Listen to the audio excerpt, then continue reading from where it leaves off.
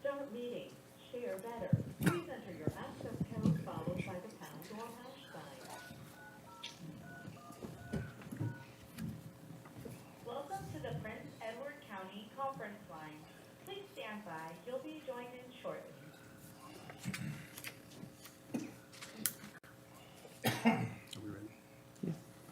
Good evening, everyone. Welcome to the December meeting of the Prince Edward Planning Commission. Before we get started, I just want to give a little invocation here. And at this time of year, we always like to recognize the board and the staff, like to recognize everybody. Number one, thank you for all your support throughout the year. And also, best holiday wishes to you. Merry Christmas and Happy New Year from the staff, and travel safely if you're traveling. Okay, with that in mind, I will call the meeting to order. I'd like to do the Pledge of Allegiance, as everybody would stand. I pledge allegiance to the flag of the United States of America and to the republic for which it stands, one nation, under God, indivisible, with liberty and justice for all. Thank you.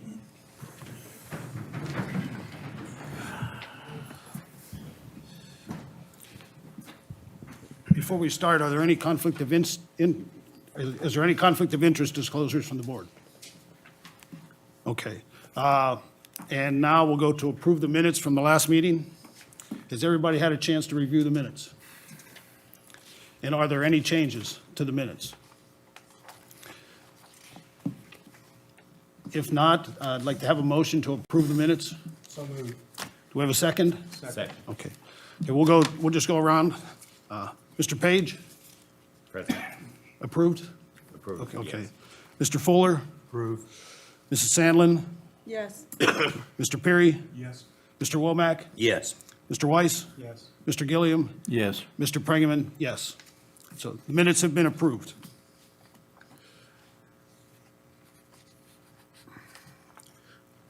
So tonight we have 3 public hearings to speak of, and I want to just go over a little bit of the guidelines we use for public hearings.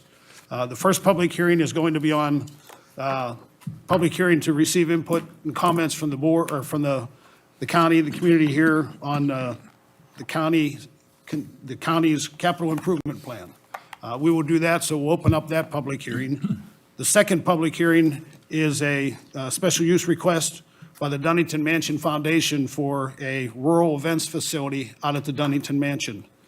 And the third one is the special use permit by Gabriel Solar. So what we'll do is we will have an overview put here by the staff, then the board will answer any questions there. From that time, the presenter, the requester, will come up to the podium and present their request, go over that for us. And at that time, the board will do the same thing. We'll ask questions of the presenter if needed. And at that time, then we'll open up the special use, or open up the public hearing. Because of the way we do it is, and the number of people here and possibly people on the phone, you will be limited to 3 minutes to speak. We would ask everybody to come up to the podium. You'd have to state your name and where you reside in the county, and then you'd have your opportunity to speak. And just in consideration of everybody here, if you're going to duplicate what somebody else said, I would ask that you just, going through it, maybe we don't need to repeat those. We want to hear from everybody, but we would like to know that we're hearing different comments and opinions as opposed to 3 people coming up and say the same thing. We just ask that, and that's just a consideration for everybody here or anybody on the phone calls. Okay? Are we ready, sir? Yes, sir. The first public hearing, First public hearing is for the capital improvements plan. Capital improvements plan is intended as a guide to assist the Board of Supervisors in development of the county's budget. CIP process began with the submission of 10 capital expenditure requests from county departments and associated agencies. The plan includes major capital projects that are, number 1, non-recurring, number 2, should have a useful life of 5 years or more. The estimated cost of expenditure must exceed $50,000 for a general government project and $100,000 for a school project. All figures represented are estimates by the county, not actual bid documents. It should be noted that CIP is strictly advisory. Once the plan is adopted, individual Project priorities may change during the course of a year. It's possible that certain projects may get funded during the year as indicated by the CIP. At your previous meeting, we've determined priority for projects and then advertised this public hearing, which was properly advertised on December 4th and December 6th, 2024 editions of the Farmville Herald. I'd be glad to answer any questions that the commission may have of me. You have a final copy of the capital improvements plan in your packet. Any questions or comments for Mr. Love from the board? Okay.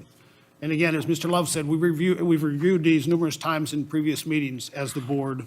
The Board of Supervisors has done the same thing, and collectively, we've come up with the priorities. And as Mr. Love also mentioned, there's a suggested or a recommended proposed cost for these, and within that is also some recognition and understanding that their costs will escalate as the project moves forward or when it starts. With that, I'd like to open the public hearing regarding the CIP. Is there anybody on the list that signed up there? Right there? Nobody on the Okay, list. so we have nobody that signed up to be a speaker. However, we will be happy to take anybody from the audience here if you have any questions that you'd like to ask about the CIP. Is there anybody on the phone? Mr. Kennedy. Mr. Kennedy.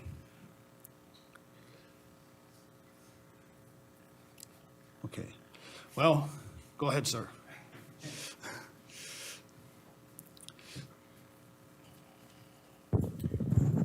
Doug Stanley, County Administrator. I appreciate the opportunity. I wanted to make a couple comments that this is our second iteration of a capital improvement plan for Prince Edward County.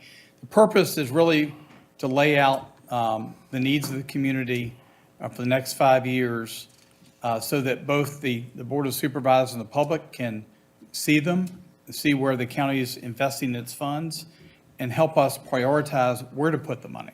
Our top project is a new animal shelter to replace the existing facility located off of County Shop Road out in Kingsville. The new shelter would greatly alleviate space and crowding problems we have at the current facility, as well as meet current state standards that the existing shelter, when it was built 50 years ago, didn't meet.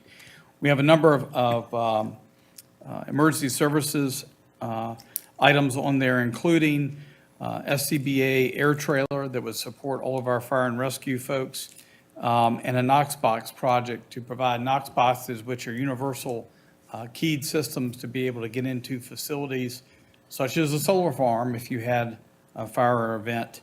We're also proposing to continue our project to upgrade our convenience sites with the Worsham project in 2025 and potentially the Prospect and Tuggle site being combined in 2027.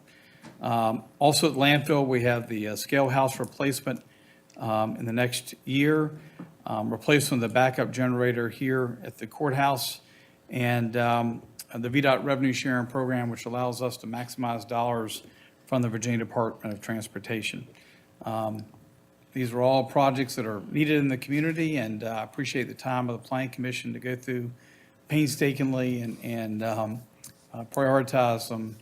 And hopefully, as this moves along to the Board of Supervisors, hopefully we'll be able to come up with the funding to be able to implement them. Thank you. Thank you, sir. Again, does anybody want to speak? If not, at this time, we will close the public hearing, and the board will just discuss where we move from here. With everybody here has been involved in the overview, so the recommendation would be to move the CIP recommendations to the County Board of Supervisors. Do we have a motion? So moved. Okay, do we have a second? Okay, so we'll just go through the vote. Mr. Gilliam? Yes. Mr. Weiss? Yes. Mr. Womack? Yes. Mr. Peary? Yes. Mrs. Sandlin? Yes. Mr. Fuller? Yes. Mr. Page? Yes. Mr. Prangeman says yes. Okay. Well, this will be moved up to the County Board of Supervisors at their next meeting. Okay, again, the second public hearing is for the rural event facility at the Dunnington Mansion, which is located off of Highway 15 by the Manor Golf Course. Mr. Love, Yes, sir. can you give us a brief overview? Yes, sir. The county received an application request by the Dunnington Mansion Foundation for a rural events facility in the rural plan community, which is RPC district, to be reviewed pursuant to section 2-700.3 permitted uses. What that section says is any development in that district shall come to the planning commission. This is allowed by a special use permit, so that's what the consideration here is. This is on tax parcel 051-A-T, located at 971 Manor House Drive. This is the Dunnington Mansion. This public hearing was properly advertised in December 4th and 6th editions. Adjoining property owners were sent letters, and you've got those in your packet. I did prepare some potential conditions for consideration. As part of that today, actually, our building official actually inspected the site for, with the Dunnington Mansion Foundation representative staff, and he has recommended, and that just happened today, so his report, it was a brief report on that. Hold on one second.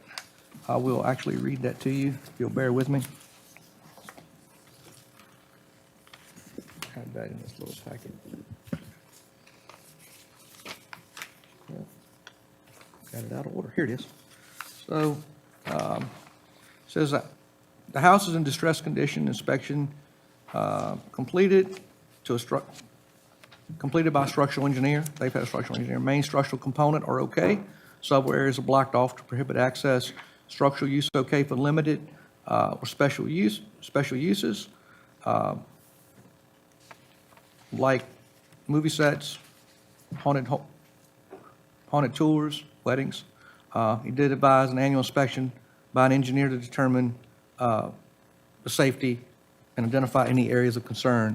So if you so choose to make a recommendation, I would highly suggest you maybe add that safety inspection by an engineer, annual, in with the conditions. I believe that the applicant is here and has a presentation for you. Before we ask the applicant to come up, does the board have any questions for Mr. Love? Okay. At this time, Mr. Vice Chairman, I do need to recuse myself from voting on this one because I am a volunteer board member for the Dunnington Mansion Foundation. So if you would kindly proceed. Who's Heather Beach? Heather, please come up and podium and give us your presentation.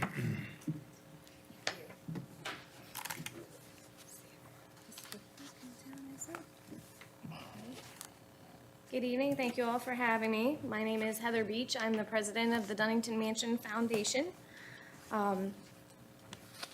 Make sure that this works. Make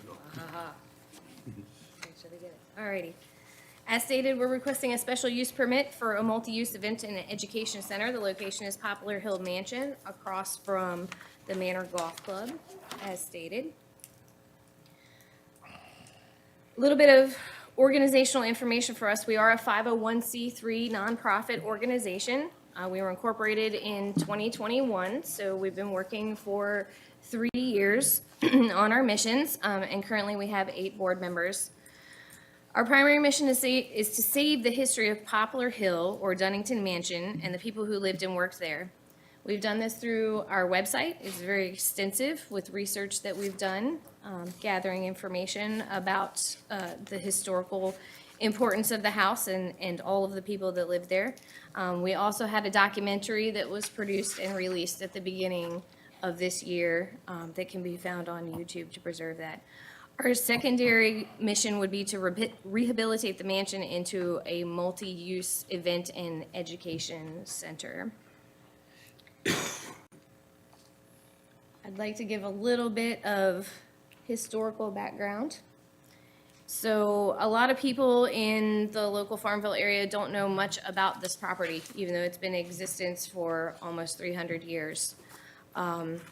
We could talk about this for about an hour. We do historical presentations all the time, so I'm going to try to put this into a very few number of slides, mostly focusing on the prominent owners and businessmen that were out here.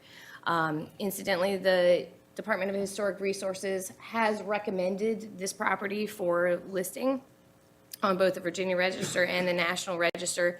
Unfortunately, that process is being held up by the current owners. It is being recommended as a historic property based on not only the structure itself, but these historical figures that we're going to briefly go through. So in 1748, Richard Woodson received a land grant from King George II. And interestingly enough, this property stayed as the original 1,000 acres until it was sold for development of the Manor Golf Club in 2000. That's the first time that the property actually got subdivided at all. Francis Watkins was the second owner. First and foremost, Francis was a patriot. Not only was he a patriot, he was a founding trustee of Hampton-Sydney College, and then a charter trustee after the inception of the college itself. He also was deputy clerk of court and then clerk of court for Prince Edward County. And when he was clerk of court, his offices were actually at the mansion.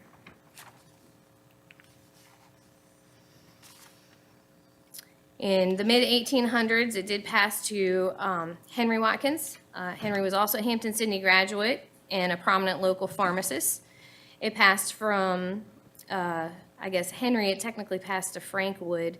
James D. Wood was Henry's father, so it actually passed to the grandson, but the father was also a graduate of Hampton-Sydney College and a prominent local tobacconist.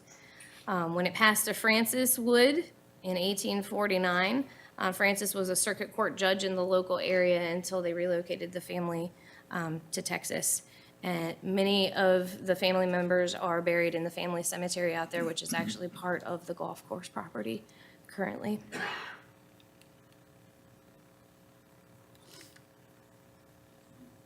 Sorry, guys. I need to work. So Francis Wood actually, in 1860, sold it to John Hughes Knight Jr., also a graduate of Hampton-Sydney College. We have a theme here. And he ended up fighting for the Confederate Army and rose to the rank of captain. He had a daughter named India, and India ended up marrying Walter Gray Dunnington. Walter Gray Dunnington and the Dunnington family were very prominent businessmen here in Farmville. And interestingly enough, a lot of the adaptive use rehabilitation that's been done in the town of Farmville is tobacco warehouses that were owned by Dunnington, including Greenfront Furniture and then Charlie's Waterfront Cafe. Those were both Dunnington buildings.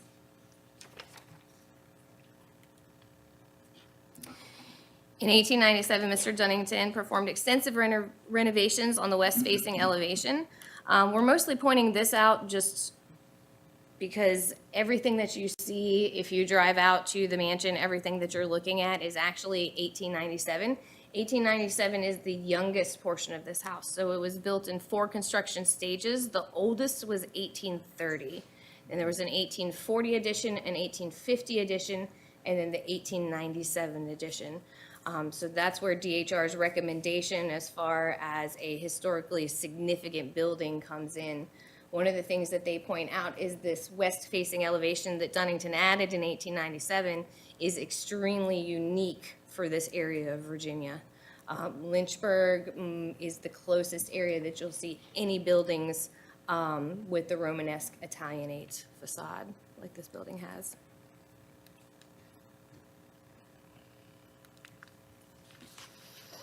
Okay, a little bit about our current situation, because it's not overly traditional. Unfortunately, we aren't owners of the property. We do have permission from the current investor owner group to request the special use permit per the application. We actually were supposed to take ownership. We were hoping to take ownership by the end of this year, technically through a deed of gift. And all of that got put on hold in November because they were approached by 3 different developers interested in the 700 acres around the golf course that's currently for sale. That's why this is a residential planned community zone. That is the idea behind the sale of the property and everything around the golf course is to turn it into that. So that got put on hold, unfortunately, but we were already underway with the special use permit application. We do feel that this application will benefit whoever ends up owning the mansion in the future, and it will make the transfer process to another organization, if it's not us, fairly easy and simple for them. So we do think it's beneficial to go on.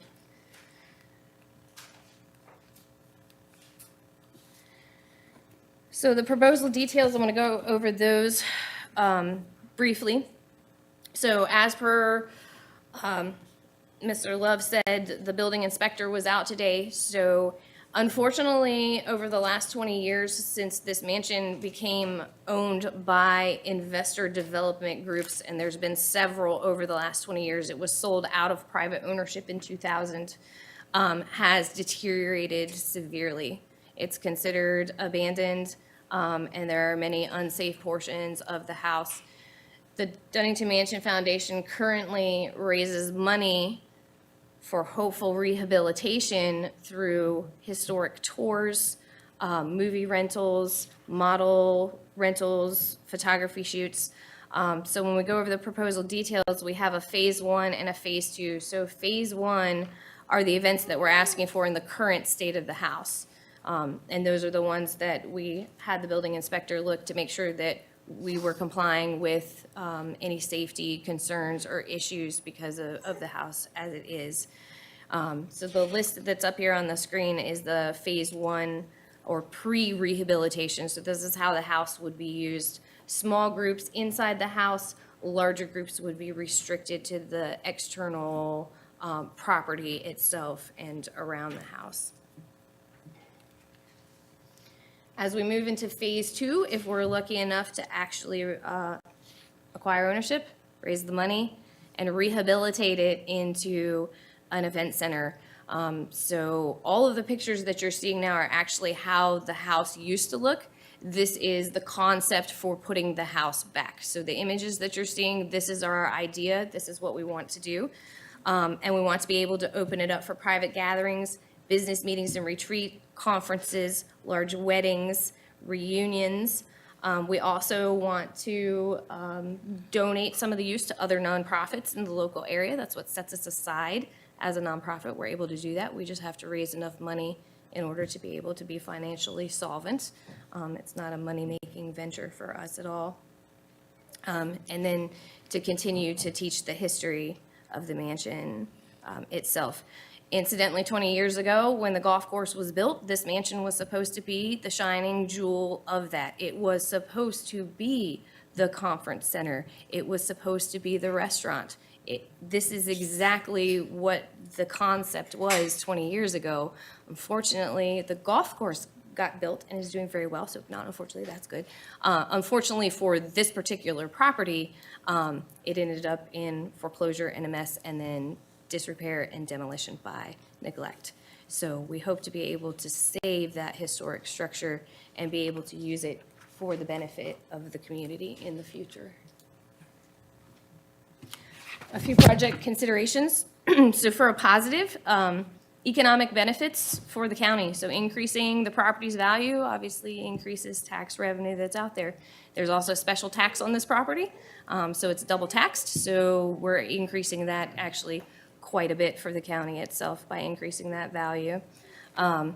Increasing the attractiveness of the location increases the attractiveness for those developers to come in for the 700 acres that are around that, thus going back into increasing the tax revenue. Tourism supports the local economy. So Prince Edward County has a very, very strong wedding tourism industry that's been growing over the last years. This fits very well in with that. So events that we've had in 2024 over this entire year have brought in about 200 people. Rental income using the Hampton Sydney Manor cottages that are for rent out there. So we've brought in quite a bit of income for the rental properties that are there.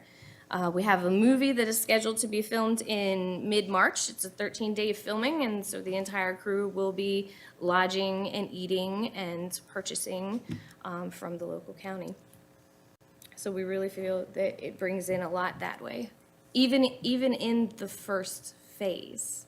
So this is all in the first phase before it's even rehabilitated. We're seeing an economic benefit in the infant stages of the project.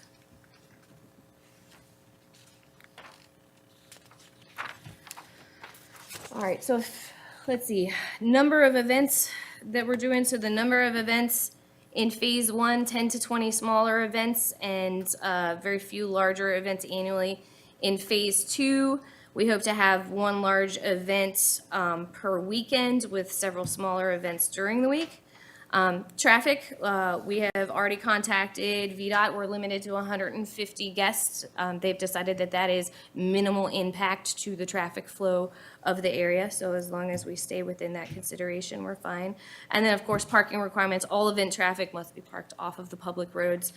We already have permission from Hampton-Sydney College and from the owners to use some surrounding area that's there. The tours that come in, they're 40-person tours, and we are able to safely park all of that traffic off of the road on to private property.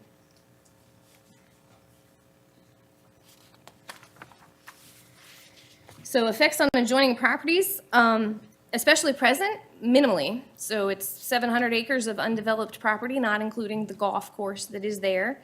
And then we have the Hampton-Sydney rental cottages that are there as well. So we really don't have any major effect on the adjoining properties. Compatibility, we think, is excellent. Again, when the golf course was built, the intent was for this to be a conference and event center. So we're pretty much just doing the same ask that was put out 20 years ago. Potential conditions. We have read the potential conditions that were sent to us, including the one that the building inspector did today with an annual safety report, and we're prepared to comply with all of the conditions that are set forward. And then I'll just leave up here at the end of the screen and the presentation, just a list of statements of support that we've received from the local community.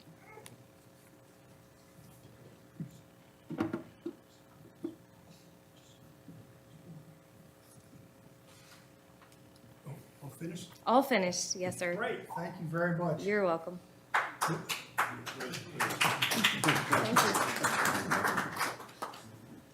Does anybody have any questions for? I have one. Yes, sir. Do y'all have liability insurance? We, yes, sir. We actually just secured that today. We're going to put it to a vote to the board through Harwood and Sons here in town. Yes, sir. And everybody does have to sign liability waivers that enter the property. So we have a two-step process. We were finally able to get liability insurance, but everybody does have to sign the liability waiver. When we bring in big groups like the production company that's coming in to film the movie, they have their own production liability insurance as well. Yes, sir. I have one, and I'm not so sure to ask you, Mr. Wise or Robbie. If you don't own it, we're gonna give a special use permit to do a project that they don't own? Yes, sir. We can do We that. do that all the time. You look at the application, you have an applicant and you have an owner. And the owner has agreed to this. Correct. Yes, sir. Yeah, if you Sign look- the documents for us. Sign the, yes. I will not take an application if it's not signed by a representative of the owner. In this case, she has it. I just want to The, make sure. Yes, sir. the special use permit Sure. will be assigned, though, to, the way it's worded, it'll be assigned to the Dunnington Mansion Foundation. If they don't take ownership, or someone else takes ownership, then that person, that next entity can send us a letter in writing, agree to the conditions, and we would administratively apply the special use permit to the new, any different operator. What if they don't agree to it? We do not transfer it. We do, that's standard for any application. We've had a solar site, a small community solar site that has been sold since it was built, and they had to send us and agree to all conditions. If you don't agree to conditions, if they want to modify conditions, it comes back to you all. Yeah, so a developer might not have the same Well, they, vision. yeah, then they would not be assigned a special use permit, and the Dunnington Mansion could forfeit it, contact us, and we would just take it off Yes, ma'am, a Nullified developer it. might demolish it, Yeah, yes. Yeah, so, unfortunately.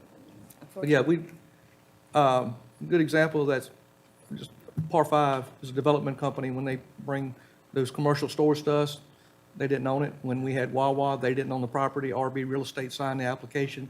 Once they went through this process, then they took ownership of the property. That happens a lot.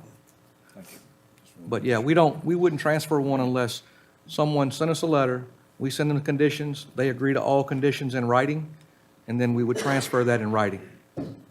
And Mr. Stanley would sign that on behalf of the Board of Supervisors. I have a question. Sure. Yes, sir. During the pre-rehabilitation phase, your phase one, are these activities going to be in the house even though it's in the condition it's in, or? Yeah, so we actually have been doing lots of events this year. A lot of those are actually allowed under the Assembly Hall. I guess you help me with the technical terms, right, under Assembly Hall. Building Really, the code, yeah. special use permit that we're going after, weddings is a big thing that we're not allowed to do because it's rural eventing and the way that it is. But yes, we do allow them in. That's part of what we were talking to the building inspector today about. He was looking at all of our safety precautions that we put into place. For example, the basement and the attic are permanently sealed off. So even when we do our tour for the self-guided portions, members of the public are physically unable to enter the most dangerous portions of the house. We also have them cordoned off with both caution tape and boarding on certain areas, and signs that are put up that indicate that areas are unsafe for entry. We have had asbestos analysis. All of the asbestos in the house is located in the basement, which is permanently and physically plated off from public access. So my question goes to, how do you accommodate the people? Is there running water, plumbing? That's Bathroom that's an facilities. excellent question. No, there isn't. So there is no electricity and no running water. That's where the Hampton Sydney cottages come in, which is fantastic. That's part of why we've brought in so much revenue for them this year. It close to $4,000 of revenue for them through rentals. That's because we're able to rent those because they are stone's throw from the mansion's front door. So then we have running water, we have toilet facilities, we have lodging. A lot of these people come in, and the photographers are coming in from other states. So they're coming in and they're staying overnight in preparation for an all-day shoot the next day. Same thing with the music videos. We've had 5 music videos filmed out there. These people are coming in with crews and they're staying in that, and so those are the facilities that support that. So if somebody's attending an event at the mansion, basically they have to go to one of those cottages to use the facilities. Is that Correct. accurate? Yes, correct. That's accurate. Got it. And we make sure that they have access to those facilities during the events. Mr. Chairman, is there a dollar figure that you're hoping to go ahead and raise through these numerous events before you into the phase 2, or is there an abstract dollar figure you're looking at? Before we enter into phase 2? Yes. Yeah, in order to enter into phase 2 where it would be safe but not beautiful, we're probably looking at about $500,000 to do that. If we're looking at our estimates for full rehabilitation, so we're talking about putting this back to all of the grounds completely restored, as well as the mansion itself, we're closer to $6 million. Our biggest hurdle thus far is attaining ownership of the property. We were actually just semi-denied a $100,000 grant because of ownership. So it's going to be contingent on that hopefully in the future, that if we're able to go back to the investors and say, we have $100,000, we have $500,000 in grant money that we can put into this, would you like to let us take ownership so we can have it, or would you like us to tell those people to use the money elsewhere? So to follow up on that question, are you going to cease activities during the phase 2 rehabilitation because of the extent of construction activities are going to be needed? Yeah, so most of those would probably be held to the outside Yes. of the property. Yeah, interestingly enough, even in phase 1, I've become educated because I did not know before. There is a huge, huge market for what they call beauty and neglect or abandoned decay. So we have had people that have sought after us to have weddings in an abandoned house, and we'll pay to do it. So yes, it's a niche market. It's a thing. It's a niche market, that's okay. And it's getting us where we need to do, because it pays our operating costs, and it allows us to do things like pay for a special use permit application. Any other questions? Thank you very much. Thank you very much. I'd like, since there's no more questions, I'd like to close the public hearing part of, First, need to open it, make sure there's no speakers. oh, sorry, are there any other speakers who would like to speak for or against the proposal, special use permit? Is there anybody on the phone? Mr. Kennedy, Yeah, he's for the. he's for the next public hearing. Okay. Okay. He can close it. Okay, we'll close the public hearing portion of the hearing. Any discussion among the board members, commission members? I would say a building of that age, of course, I'm kind of a history nut anyway, I would really like to see it restored. It's a really neat old building. It is. really is. I believe the potential economic benefit to the county is positive. Absolutely. And like, as she stated, you know, with having the event center, it will also draw more people to that area, the redevelopment. And all for making productive use of this Yeah, property. yeah. Do I hear a motion that we approve the special use permit to send to the Board of Supervisors with the following, with the conditions that were mentioned, including the yearly safety inspection? Do I hear a motion? So moved. I'll second. Okay. We'll go down that. Mr. Gillum, Yes. Mr. Weiss, Yes. Mr. Womack. Yes. I vote yes. Mr. Beard. Mr. Pringerman is abstaining. I'll abstain, yes. Okay.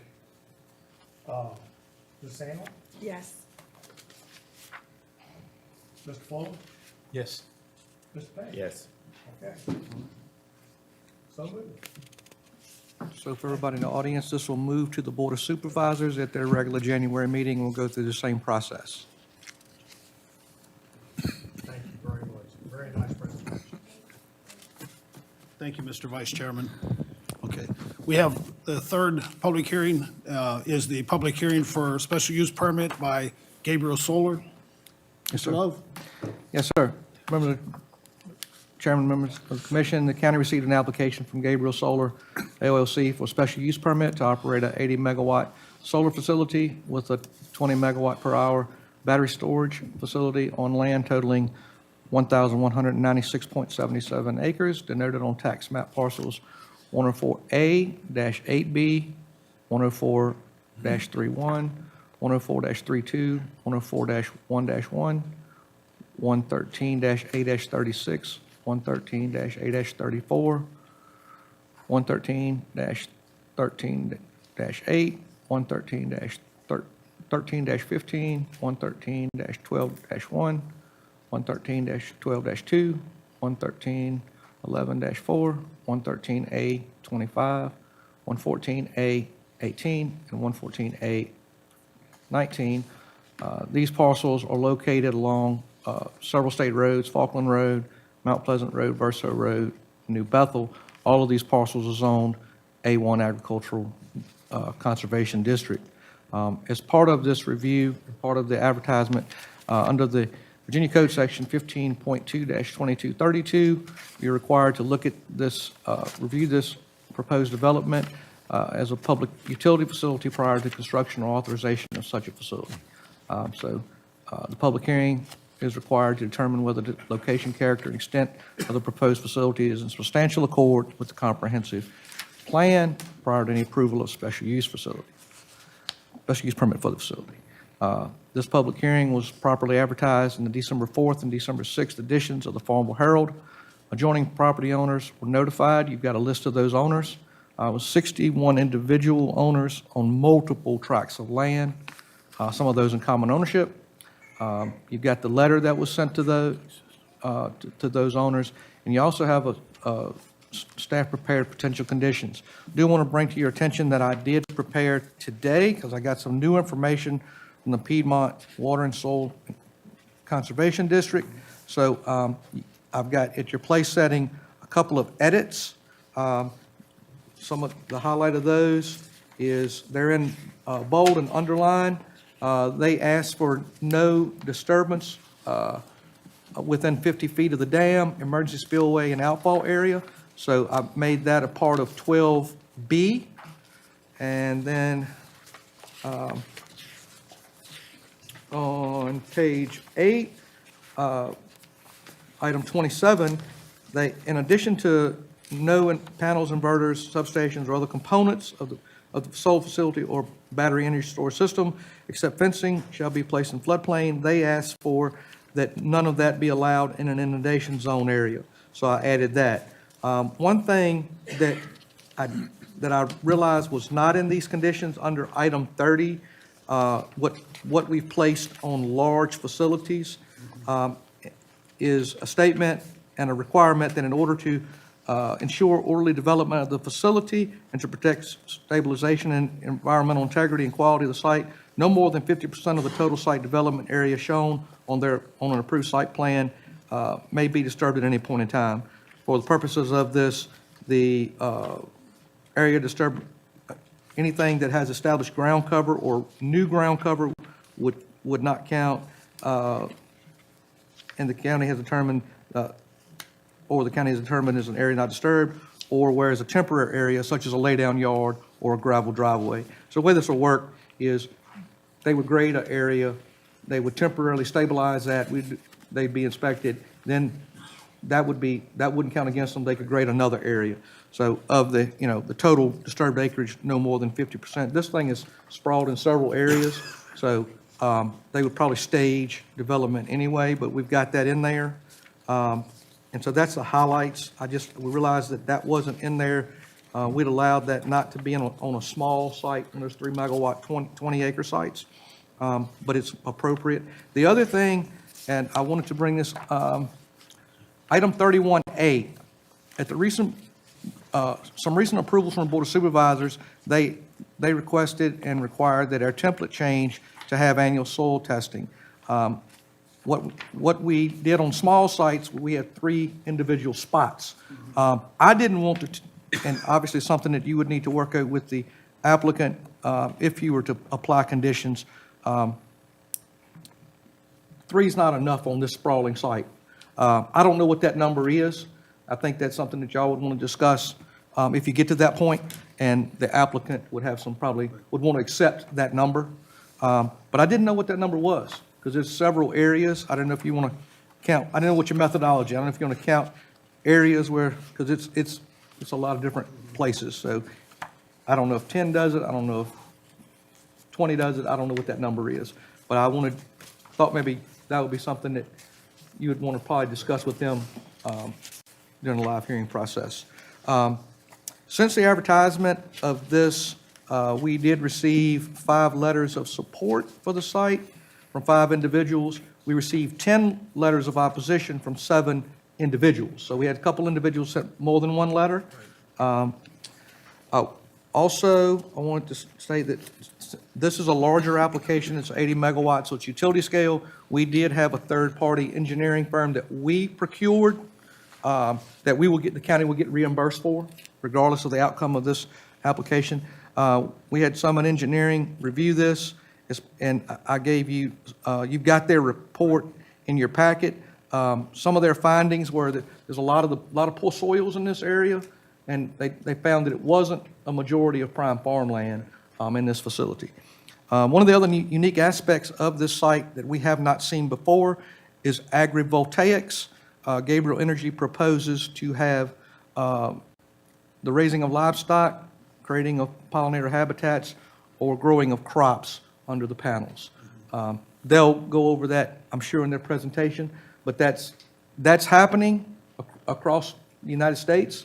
And it's happening in, there's a site in Appomattox that has, I think it's sheep under the panels that they graze. So that's the potential here. You do have a condition that their site would incorporate that. And I'd be glad to answer any questions. I do want to make a comment that, and I'm going to take ownership of it. I gave you a subset of this application in the PDF with your agenda. We had developed, this application is sitting there on the desk. It was 117,000 megabytes, so it was impossible for us to email to anyone. So we set up a Dropbox link and had that big master document as a separate link. But I realized after discussion before the meeting, that the traffic engineering study that was done by them should have really been over in front of this cover. So I apologize for the confusion, and I think one page didn't print out of my printer. But all of that information was in that big Dropbox packet, but I can see where, and I apologize for any confusion that may have presented to anyone. Again, I'd be glad to answer any questions any commissioner would have. I will say that in the review from staff and from Summit Engineering, they met the minimum standards in our alternate energy ordinance. If they hadn't, I wouldn't have taken their application. So they do meet the minimum standards. Obviously, this commission and the board can increase any standard that they so choose through this process. I got one question, talking about the soil testing, we'll discuss that later. What does the soil testing consist of? What are you looking for? We require, it requires I'm not a soil engineer, so. No, I'm just Yeah. generally. Anything anything unusual that's in the soil. So you're doing soil bore testing and having that sent off to a lab. We require that pre-development, so you get in a pre-development condition, and then post-development, you compare it to, if anything shows up, any kind of metals, any kind of minerals, any kind of, anything. I don't want to use the word toxin, but anything. And we, previously, older conditions, prior to North Branch coming to the county, we had in the template, and we use the same template for solar and just customize it per site. It was 3-year testing intervals, but the board, after their deliberation, decided that they wanted to have annual. So that's, they could change that and wanted to have more when they get to their board meeting. But that's where we are, and that's what they directed me to put in the template. Again, we've developed these conditions. They're a framework. They're not an end-all, be-all. You all can certainly add or subtract from them. We did create these with a law firm back when we created revenue sharing for taxation in the county. It's really just to determine, only because I haven't do soil samples in the past, determine if there's any impact from the construction, in this case, any impact on the soil. That's all. Yep. And that's what the report will come back from the soil company, the sample, that'll come back from the lab and saying that the impact is X amount is in here, or this chemical, or this, this material has been found in the soil samples. That's all. Are there any other questions? Samples taken before any work is done? Yes, sir. Yes. Yes, sir. The precondition, and then, like I said, under this template, it would be annual, and we get the results of those testing every year. But yeah, there is a pre-construction testing before they're able to start construction work and land disturbance. Any other questions for Mr. Love from the board? I have a procedural question. Yes, sir. What's before us is, based on the agenda, is it the substantial accord review, the 2232 review? And if we find there is substantial accord, then we're taking up the special use permit to recommend or deny recommending it to the Board of Supervisors. So it's 2 determinations? It's one hearing for all of it. We can take, you can take comments by the public or on either topic. If you look at I did craft what we've used before here and at the board level, well, here, I should say, some recommended motions. the recommended motion, you need, if you're inclined to, if you're inclined to approve it, you have to find it substantially in accord as part of that motion. If you deny it, you would, obviously, you would have conditions with that. For denial, you would give your reasons why it's not substantially in accord. You don't have to, obviously, if you didn't read off all of this, that's fine. You could find it substantially not in accord for reasons, list reasons, and then that would, And that ends the. that ends it right there, discussion. yeah. Yes. And then, of course, you can always table it. Yes. But I tried to craft something to give you a little guidance, but yeah, the one for not substantially in accord is a little wordy. You may want to, or you may want to modify what's in there. Second question is the conditions that you've proposed. Is the intent that those conditions cover the solar panel side of the operations and also the BESS part of the operations? Yes, Or- yes, sir. Okay, so one set of conditions for, Yes, sir. Both. What I did is I took our original solar-only application, that was a template, and I added battery energy storage systems wherever applicable. County administrator and I worked on those. We actually pulled some code language from other localities and used some code, because right now, battery energy storage systems are only allowed in Prince Edward County as a accessory use to a solar field. So I put statements in everywhere I could find applicable for the battery, and we define what a battery energy storage system is.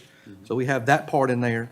But certainly, if you have any condition that this board thinks that needs to be in there, in addition, you can certainly add more to this template.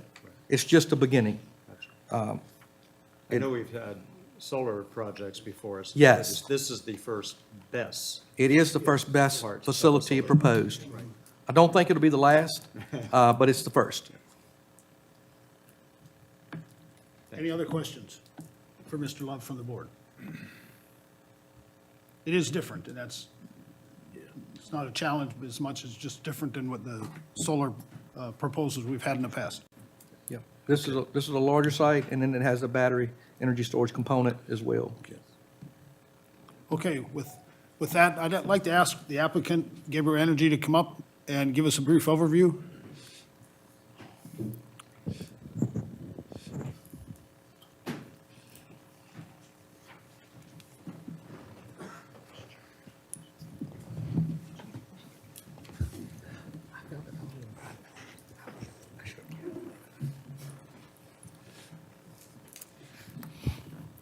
Good evening. My name is Priya Tiwari. I am the developer for Gabriel Energy, and I'm here today with Michaela, who is our environmental specialist for the project, as well as Donovan, who is our engineer, who will be able to answer any technical questions regarding the design of the project. We're really excited to be here today, and we look forward to answering any questions you may have.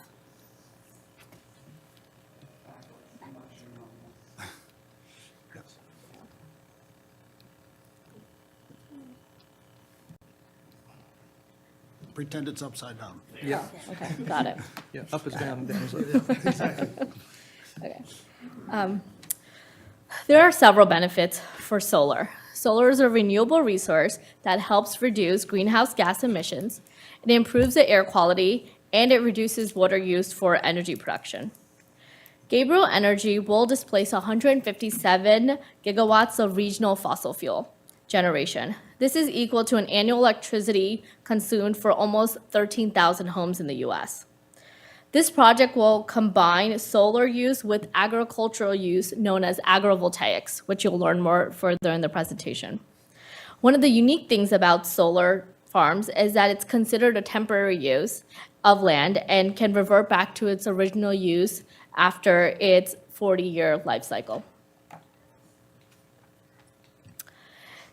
Gabriel Energy is a 80 megawatt solar project and 120 megawatt battery storage project that will be located in approximately 1,200 acres. We support American manufacturing jobs, and we use First Solar for panel technology located in Ohio. There will be no pollution, noise, or traffic during the construction or after the construction of the project. The lifespan of the project is 40 years, and there will be 500 acres of setbacks, buffers, and environmental protection provided for the project. In addition, there will be roughly 300 well-paying jobs that will be created during the construction of the project. Most importantly, there will be $10.7 million of total revenue that's generated over a 40-year lifespan for Gabriel, including real estate assessment and revenue sharing, as well as a siting agreement that will also be prepared for the project. Here's an image of the site map. As you can see, it's located within Falkland Road, Verso Road, and New Bethel Road. The entrances are built to satisfy standards within Virginia DOT. You can see them in the orange arrows that are provided. Gabriel Energy is committed to maintaining the rural character of Prince Edward County.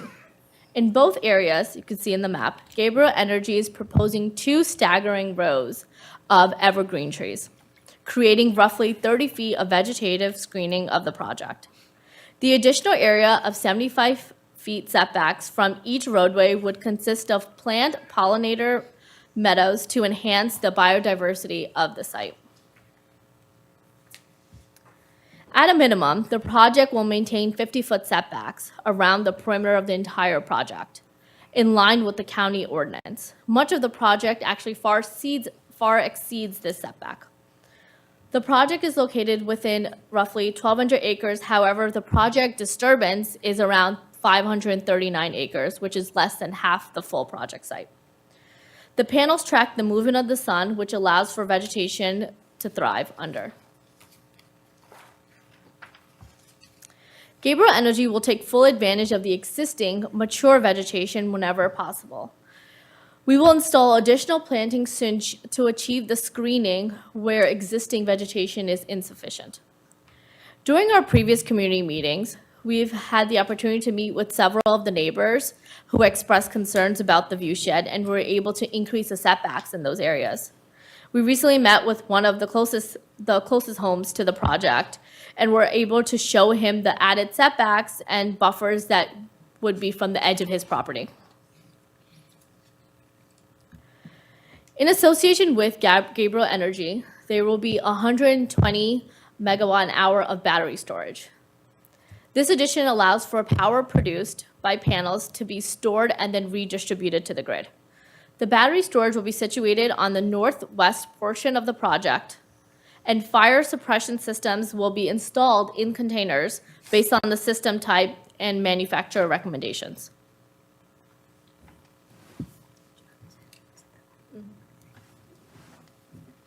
Thank you. Again, my name is Michaela, and I'm the environmental specialist for the project. Overall, agrivoltaics is an incredibly symbiotic practice that benefits the solar operator, community, and environment. There have been several studies that have shown that implementing pollinator habitats into solar sites is ultimately beneficial to several species and can actually improve the local biodiversity. We currently have several other operational solar sites that have successfully maintained natural corridors and crossings for wildlife and pollinator habitats. In the picture in this presentation is one project, Hollyfield Solar, which is located in King William County that has a successful apiary of honeybees. For Gabriel Energy, we have identified a local beekeeper close to the project to partner with. We've also implemented sheep grazing at our Pamplin solar site nearby in Appomattox County and have found a successful solution for vegetation maintenance.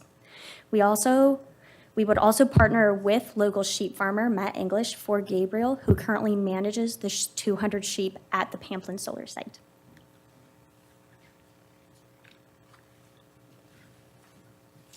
Hey everyone, I'm Donovan Varney. I'm a professional civil engineer in Virginia, and I'm the project engineer for Gabriel Energy. As we've mentioned, Gabriel Energy is committed to sustainable development and construction in Virginia. We have numerous projects in Virginia and the Mideast region, and we've learned a lot of lessons on these projects. We intend to implement additional E&S measures in addition to what's outlined in the Virginia Stormwater Management Handbook to ensure our site stays in compliance with state and local regulations. As part of this, we intend to have an on-site ESC and stormwater management manager who will be there daily to inspect the site and make sure these measures are installed properly and maintained through the life cycle of construction. We've also began working with Dave Paler at Bethesda & Associates, who is a former DEQ director, and he's helping us improve our environmental compliance and stormwater management compliance programs. These images here are from our Apple Grove Solar site in Louisa County, Virginia, and they just highlight some of these additional measures that we've used. We've used some manufactured treatment devices like Fleximat, PP5XT channel matting, riprap, and silt socks, and these help us convey water through the solar array and into our sediment basins where the water sits and gets treated, and then we outfall the clean water into the existing waterways.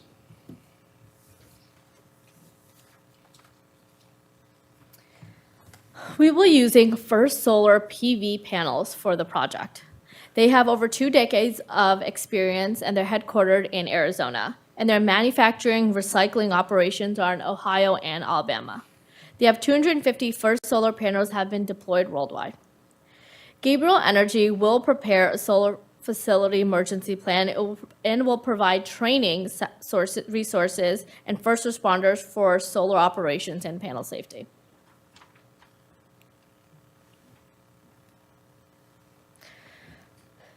Gabriel Energy will be decommissioned at the end of the useful life cycle of the project. A surety bond will be placed will guarantee timely and effective decommissioning.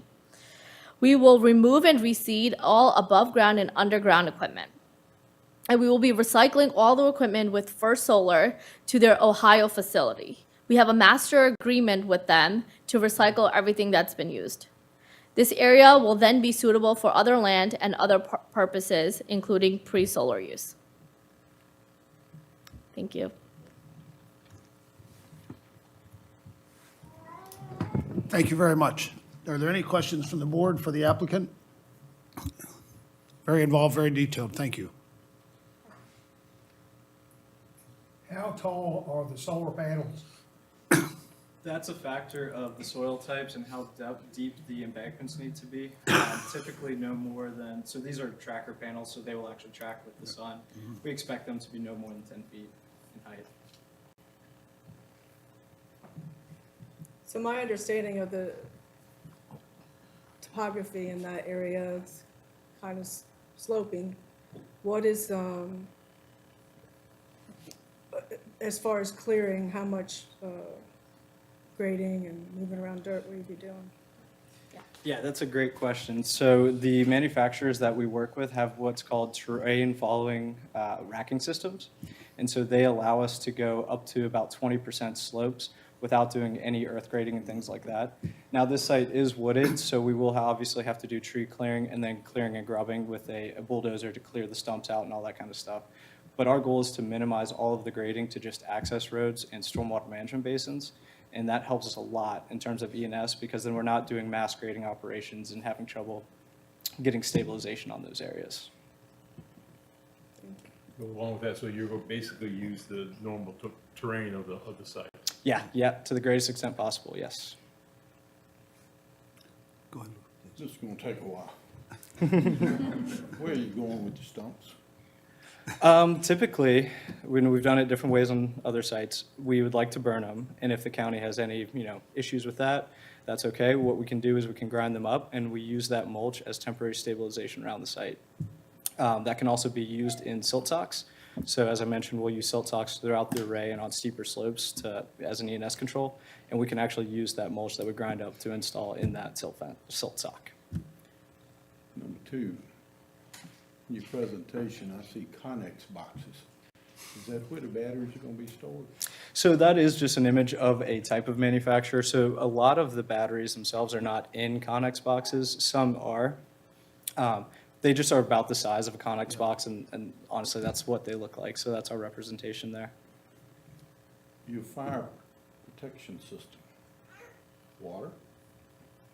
I believe, and I'm a civil engineer, not an electrical engineer, fire suppression, but I believe it's going to be some type of foam suppressant to work with electrical fires. It'll be dependent on the specifications and the manufacturer.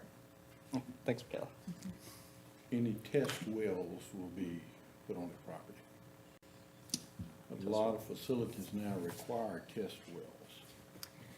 There are currently no plans, however, we are willing to work with the county, along with, as the planning commission mentioned before, the preliminary soil testing. I'm sure that's something that, Gabriel would be more than willing to install. In our packet, this map we've got, I see one arrow pointing to an area where it's 25-foot buffer to wetlands. I don't think that follows state regulations.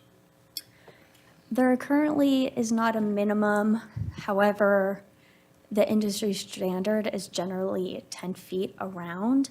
However, most solar developers at a minimum will have 25. And I will say, I believe that is an error on this plan. It'll actually be 50 feet all around, so double that.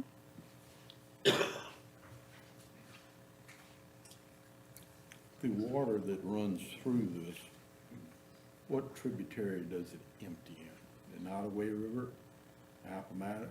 How far downstream have we looked? You'll have to forgive me, I've not done stormwater management calculations on this, so I've not dug that deep into that. Thank you. I may be back. I can provide a comment that the tributaries do not, or the streams on site and connecting tributaries do not lead to any state threatened and endangered species designated waters. So I can confirm that. Ooh, excuse me, go ahead, Mr. Love. I did want to make you aware of one thing, the whole commission one. This site will not be under the county for stormwater management. For ENS it would. It's too big. It'll go directly to DEQ. And then they would port out any wetland buffers to state agencies, including DCR. So that your question about buffers, that would be something under DEQ's review. If it was a small site, and we were doing it, the community solar sites like we do stormwater, our third-party engineer looks at that for us, but in this case, this is going to go straight to DEQ. So Once it hits a certain acreage level, then. once it gets to utility, over 5 megawatts, it's a DEQ site, Q site. and that's in the code of Virginia. Yes, sir. You saw you were here in our early presentation on we're now bringing in Knox boxes to get access to places. What's y'all's view on that? So that's typically what we do for fire access. As part of the final engineering plan, we will develop an emergency response plan that will highlight where the key entrances are and the locations of those knock boxes, but we will have those at all the site entrances. Go ahead. Trey, what we told at the last association meeting from another company that they would not allow Knox boxes on that because they did not want any firefighters in the facilities at all in case of a fire, whether during construction or after the construction was finished.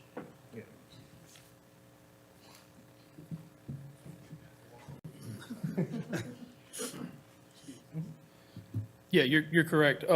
In conversations with Dominion, once a site goes live, a site becomes a substation. It's no different than a site that you drive by on the side of the road that's doing generation substation from a transmission line. The stance of the firefighters in Prince Edward County is once that site's live, we're not going inside of it anyway. We're going to wait outside until Dominion gets there, Southside Electric, whatever. They don't want us in there. They want you to let it burn. If it's burning, you stop it when it gets to the outside. Battery storage, no different. If battery storage is on fire, protect it from leaving the site, but that's it. Don't worry about it. So, yeah, we've been informed by that. Once we go live, it's no different than a substation. We're not going to enter that structure anyway. So, hope that answers your question. Thanks, Terry. Thank you, Trey. I got a question. It might be kind of a broad question, but I know having been in the forest process industry for a long time, we developed a set of best management practices that conduct their activities. Does the industry, solar industry have, or do you have best management practices that you'll abide by? Other than the sedimentation law we know is a state law, but is there other best management practices you'll abide by? during construction and afterwards? Sure, yeah, so obviously we follow the standards outlined by the state and all local ordinances, but we have found that sometimes the minimum standards aren't enough, so we do have our own operation manual on design that we feel is a little bit more adequate for erosion and sediment control and things like that to have additional measures in place. Robbie, question to you, how often would you all inspect this site for compliance?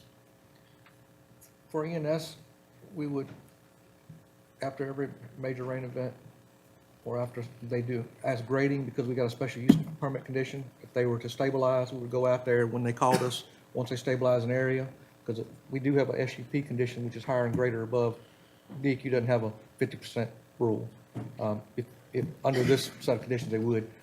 We'd also be working along, if any emergency management issues came out prior to construction, we would go out there, and as needed. But we'll probably got there quite a bit because of the 50% rule that Prince Edward County has with large solar. They can only disturb, and then they have to stabilize, and then they can disturb another area. So I think we'll be out there a lot. Our building inspector will be out there all the time. On these little small community sites, when they're under construction, he's out there about twice a week. So We can also have a third-party consultant to kind of come and oversee the project, whether either we would do it or if the county wants to do it, we could kind of reimburse them for it as well. Yeah, and that's what I was looking at, is some type of checklist, BMP checklist, whether you do it through a third party or whatever on a, every other week or once a month or something like that, and then work in conjunction with Robbie's team. And we could ask for that to be information that's supplied to the county here Definitely. in advance to BMP. Definitely. Correct, we could Okay. do that. I That can could be a answer. condition. What I don't want to answer for DEQ, I don't know how often I DEQ will understand come. that. I understand. I thought maybe if we could even develop our own BMP list. Question, Robbie. It's gonna be 50%, it has to be, no more than 50% can be tore up at one time. Correct. Is this gonna be working in stages, since there's so many different blocks here, Yes, sir. Yes. so, Be okay, 50% of where Whatever the they're work, working on rather next section, yes. Not 50% of the whole site. yeah. Any other questions from the board? Go, yes, Questions, Ray. please. I have a construction phase-related question, then I have some questions about the BES. The construction phase question is, do you anticipate the construction vehicles and all that activity coming and going on any of the roads that surround the site or the particular roads? And I ask because some of the roads are paved, but Falkland Road is not paved. A big stretch of that is unpaved. It's not even really gravel. It's just hard-packed dirt. So what are your plans on the trucks coming and going and minimizing damage to the surrounding roads, particularly that one? Yeah, I can speak to that. What we've done on other projects is we've created what's called a truck routing plan, and we usually work with VDOT in the county with that as well. And so we'll set one route in and one route out for the larger traffic, so tractor trailers, delivery trucks, things like that. A lot of times personal vehicles and trucks can kind of come and go as they please. But for these larger vehicles, we'll work with our procurement team who's ordering all the supplies and everything, and they will tell the delivery drivers exactly how they need to go and exactly how they need to leave. So do you, to the specific concern though about Falkland being unpaved and just dirt, are you gonna have some sort of, avoid that road to the extent possible or have mitigation practice in place to keep it from getting torn up? Yeah, so we will try to avoid that as much as possible. Things that we've done in the past is we've, done a survey of the road prior to construction and put a bond in place for any damage that occurred to the road during our construction, and then we would fix it at the end, but that bond is in place to secure that. So that's an option. Thank you. And then on the BES part of the operation, this follows up on an earlier question in part. These aren't going to be just containers sitting outside one after the other. It's going to be, as I read the application, it's 5 acres under roof. I read something along those lines. Is that accurate? That's going to be a not really big building and the batteries are going to be inside the building? That's not something I'm aware of, So can you explain how that's going to be configured? The battery storage? The Yeah, BES, did we the apply batteries. under a roof? No, I think it's just on like a flat surface where we would actually put the containers. they would be containers, just like one, just lined up one after the other, I taking bel- up 5 acres of the site? Yeah, I'm not sure exactly what the acreage amount is, but yes, it would be planted like right on the ground, Okay. next to each other, yes. With a roof over. On a concrete pad. No, No roof over top. No roof. No, just no. sealed. The roof, Trey's looked at, they're typically separated on purpose. They're segregated.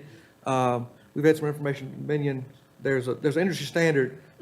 Each battery array building is segregated from the next one, so if one does catch on fire, it won't impact the others. And then in this condition, we've got a perimeter gravel, basically a gravel road around it. Perimeter, so that, So the purpose nothing of, could get close to it that could catch fire? well, the purpose of that too is not to have greenery or like there dry leaves around it. But I think, It's a non-combustible buffer around there. but I think the total of all your buildings would be about that 5 acres. I think that's what, Yeah. So the batteries are liquid cooled, right? I read that. They're- Yeah. I think there are believe so, they multiple are. different technologies, but yes, some are liquid cool, some are fan cooled. What was in the submission referred to liquid liquid cooled, cooled okay, yeah. batteries. And cooled with a combination of water and glycol is what I read. Do you know which glycol? I do not, I apologize. Okay. I can get that answer. I for think you. that's an important question because some glycol is poisonous. Okay. You know, it's toxic to humans. And so if there were a glycol leak, depending on the kind of glycol, I mean, I'm not sure how close anybody would be to it, but I think generally speaking, I understand the concern if there's glycol, a glycol leak from the liquid cooling. So, you know, I think some more information on that would be helpful. Sure. Okay. And then, sort of tie it all together, is it conceivable that, even if it has to come back to the Planning Commission and the Board of Supervisors, that the best component of this would be enlarged over time? No, I No? don't, no. It would be whatever we are submitting for now. It's not going to be changed later on during the process of the approval, or even later on. Okay, and likewise with the solar panels themselves? Correct. What you're What proposing we're is the proposing- maximum extent? Correct. Okay, Yeah, okay. Thanks. yeah. Thank you. Originally, you weren't proposing the storage facility. What changed to include that?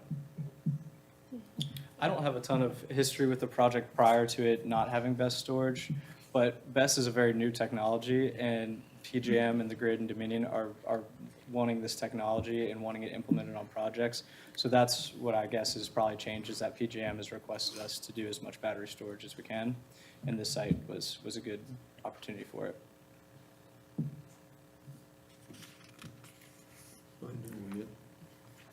Fencing, it's gonna be a minimum 6-foot high fence, correct? Around the whole? Yes. Is that around the whole thing or just around what you will have in solar panels? So that won't be around the entire 1,200 acres of all the parcels. It's usually pretty islanded around our array itself, with a minimum separation of about 16 feet. And we do this to try to minimize the amount of fence, and also to then provide wildlife corridors and things like that between each of these kind of sub-arrays, and kind of maintain that rural look to it. My question, yeah, well, that was part of my question right there, wildlife. But also, how much space between the fence and exterior vegetation I'm meaning woods particularly, would you have? It varies on site to site, but typically anywhere from 10 to 20 or 30 feet. Is it access for fire apparatus around that fence?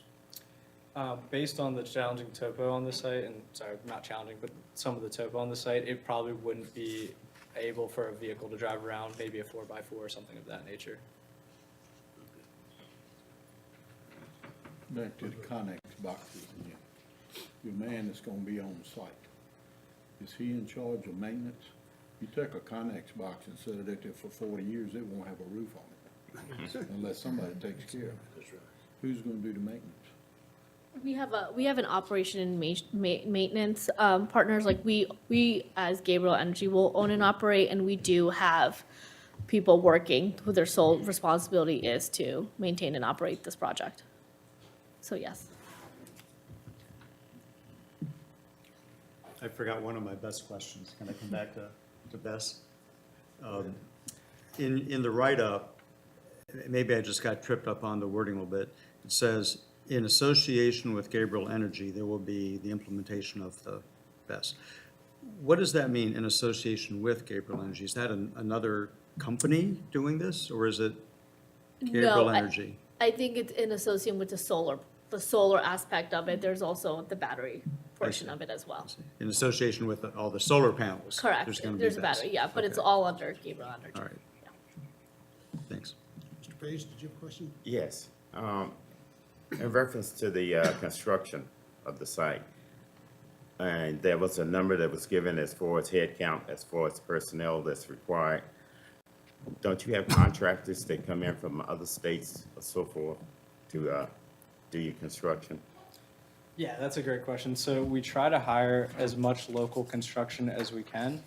And typically that's the civil contractors, the ESC contractors who are on site doing the civil work. Ideally, those are the best ones to hire local because they know the area, they know the soils, they know the geology, and so they can do the civil construction very, very well. For some of the more specialized electrical and mechanical, it's tough to find companies around this area that have installed, 80 megawatts of solar and things like that. So they do come from farther out. But what that does provide is a local boost to the economy, similar to the earlier presentation with increased demand for hotels, restaurants, other local stores.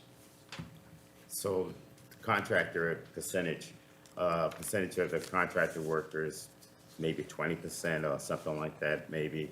Or do you have an idea what it might be? I don't have an idea, On I'm a sorry. project of this size, of course. Okay, thank you. Yep. Does the board have any other questions for the applicant?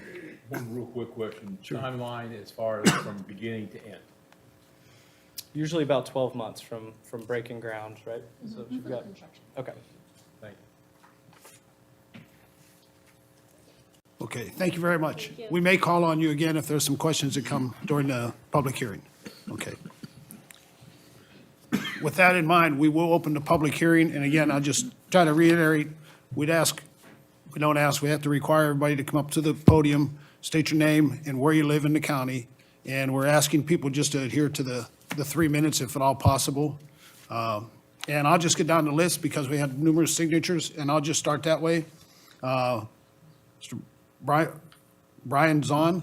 I'm gonna waive that right first. I'd like to hear some other comments, and could they put that back to the map?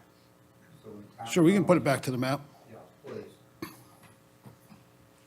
I'd like to reserve the right to get up and speak later if need be. Maybe. No, we will. We'll let you. I'm just kidding. We'll let you. Appreciate it. I think this year, more people got more information than I got, but I am one of the major joining lands. Yes, to the south. yes, I saw that on the name, yes. Mr. David Mayberry. There you go. There you go. You You got it going there. you got it, you got it moving. There you go. Well, I thought we'd have 5 minutes, so I'll cut it down to 3 minutes if I can. Thank you. Just I really to- think that this needs a lot of discussion because there are lots of points that need to be covered. Moved here a couple of years ago. I'm David Mayberry. I'm on Falkland Road, the big house, also from Francis Watkins, built in 1787. So there are a couple of things that I want to cover. One of them is the reputation of the company. And if you've looked at Google and you've looked at some of the newspapers, you will see that there are multiple violations of DEQ regulations across the state. In fact, in the Farmville Herald, in the June edition, it showed $350,000 worth for multiple violations or settlements. And I talked to, about 11 months ago, before this team got involved, I talked to the company representative on all of the violations that they were having then, and there's been more since then. And he said, well, our process is we fire the subcontractor. And I used to monitor and evaluate contracts, multi-million-dollar contracts for the Pentagon.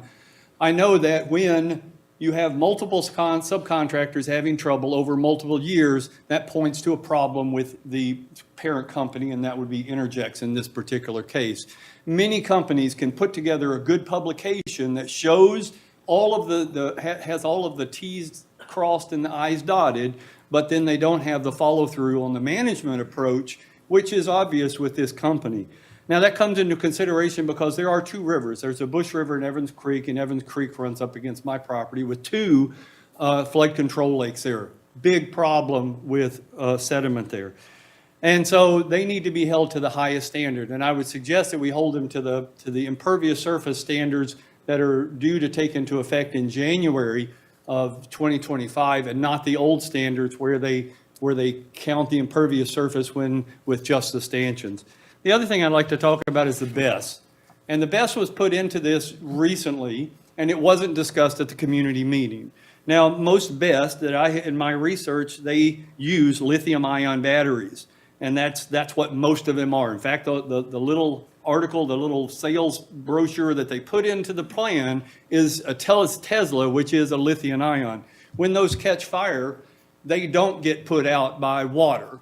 They are electrochemical fire, and they have a toxic plume, hydrogen cyanide and hydrogen fluoride and a couple of other chemicals, and typically they evacuate the area. Does our fire department have the capability of doing this? Most of the time, they let them burn out, which means they generally evacuate the area. Has our fire department been given the hazmat material, the equipment to be able to handle this? Has our community emergency management plan addressed being able to respond to this so that in that rural setting, you will be able to notify the residents, which I'm downstream from that, of that emergency so that we have adequate time to evacuate, because again, they generally, from my recommendations, they burn out, which means they're putting all that plume into the atmosphere. I have great concerns with a company that can't do DEQ regulations to now maintaining and operating this BESS system so that it lasts for 40 years. Thank you, Mr. Mayberry. Thank you. Denise Mayberry? On your seatbelts, I got a lot. I'm gonna read really fast. Denise Mayberry, 1227 Falkland Road, Meherrin, Virginia. Okay. There are many reasons to vote against having such a facility in Meherrin. It's 110,000 cadmium telluride solar panels engulfing 539 acres, and it's abutting against Evans Creek and Bush River. The comprehensive plan itself is to be primary policy guide for the county's land use, protecting surface and groundwater resources, and ensuring that the Appomattox and Bush River watersheds are protected from uses and activities that endanger their character and quality. They're to support agriculture and forestry, conserving and protecting the county's open spaces. Number two, hazardous materials used in panels and stanchions. The leaching of chemicals in the soils and potential contamination of water sources due to damaged solar panels from weather events such as hail, tornadoes, hurricanes, migrating waterfowl, etc. I wrote a letter. You guys have it. Number three, fire response and inability of our local jurisdiction to respond to unique and hazardous situations. My husband wrote a letter on that. You all have it. Okay, and that was not even discussed at the community meeting, this BESS system. Flooding of rivers, lakes, and streams due to large numbers of acres covered by impervious surfaces, which the DEQ now considers swaths of solar panels to be. Number five, reputation of the developer. My husband talked about that. Lots of money. Number six, unique topographical challenge affecting two known waterways, Evans Creek, Bush River, which feed the Appomattox Ridgeway, which is a source of water for many communities. Number seven, decreasing the future usefulness of land for agriculture and forestry products due to soil degradation, compression with heavy equipment, and the loss of topsoil and forest. Number eight, property values adversely affected because of views of solar complex, interconnection sites, and battery storage systems. People use Google Earth now. They're going to see what's going on in the community. They're not going to buy there. Former realtor, I know. Okay, and I wrote a letter about that. You guys have it. The promise of jobs, however, the specialized workforce will generally not be found in our local area and are temporary. Thank you for those questions. Number 10, wildlife migration and habitat disturbances are certainly going to be there. Number 11, encroachment of historic areas and landmarks. Falcon Plantation, which is where we live, was built by the Watkins family and owned by the Woods family. And also, there's a house associated with it. You can't see it here, but it's right there where this entryway is, right in front of them, and they're going to see that. Why is it that larger utility scale solar installations, all right, start again. Why is it the larger utility scale solar installation is the lower medium the income near it. A study done by in Texas, University of Texas, found that the poorer the neighborhood, the larger these facilities are. And Virginia Department of Health's website in discussing environmental justice states that the evidence has shown communities of color and low-income communities are disproportionately impacted by polluting industries, locally undesirable land uses, and tax enforcement, zoning, and environmental laws. Interestingly, they show a picture on that website of a solar farm. So thank you very much. Please vote no. Thank you. Dima Farah?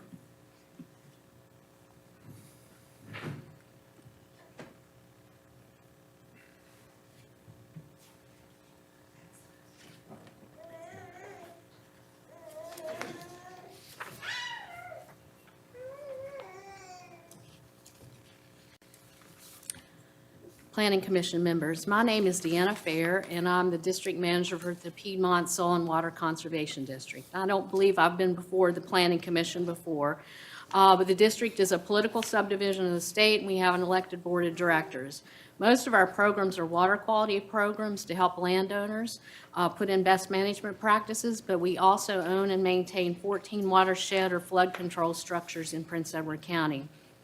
It is our responsibility to maintain the structures to meet Virginia dam safety regulations and to ensure public safety, and that's what I'm talking about tonight. So 2 of the structures that we maintain may be impacted by the proposed solar development, and I'm passing around a map for you, if you can look on page 3. Those dams are identified as Bush number 7 Dam, located off of Verso Road, which is adjacent to the proposed development, and Bush number 6 Dam, located off of Falkland Road.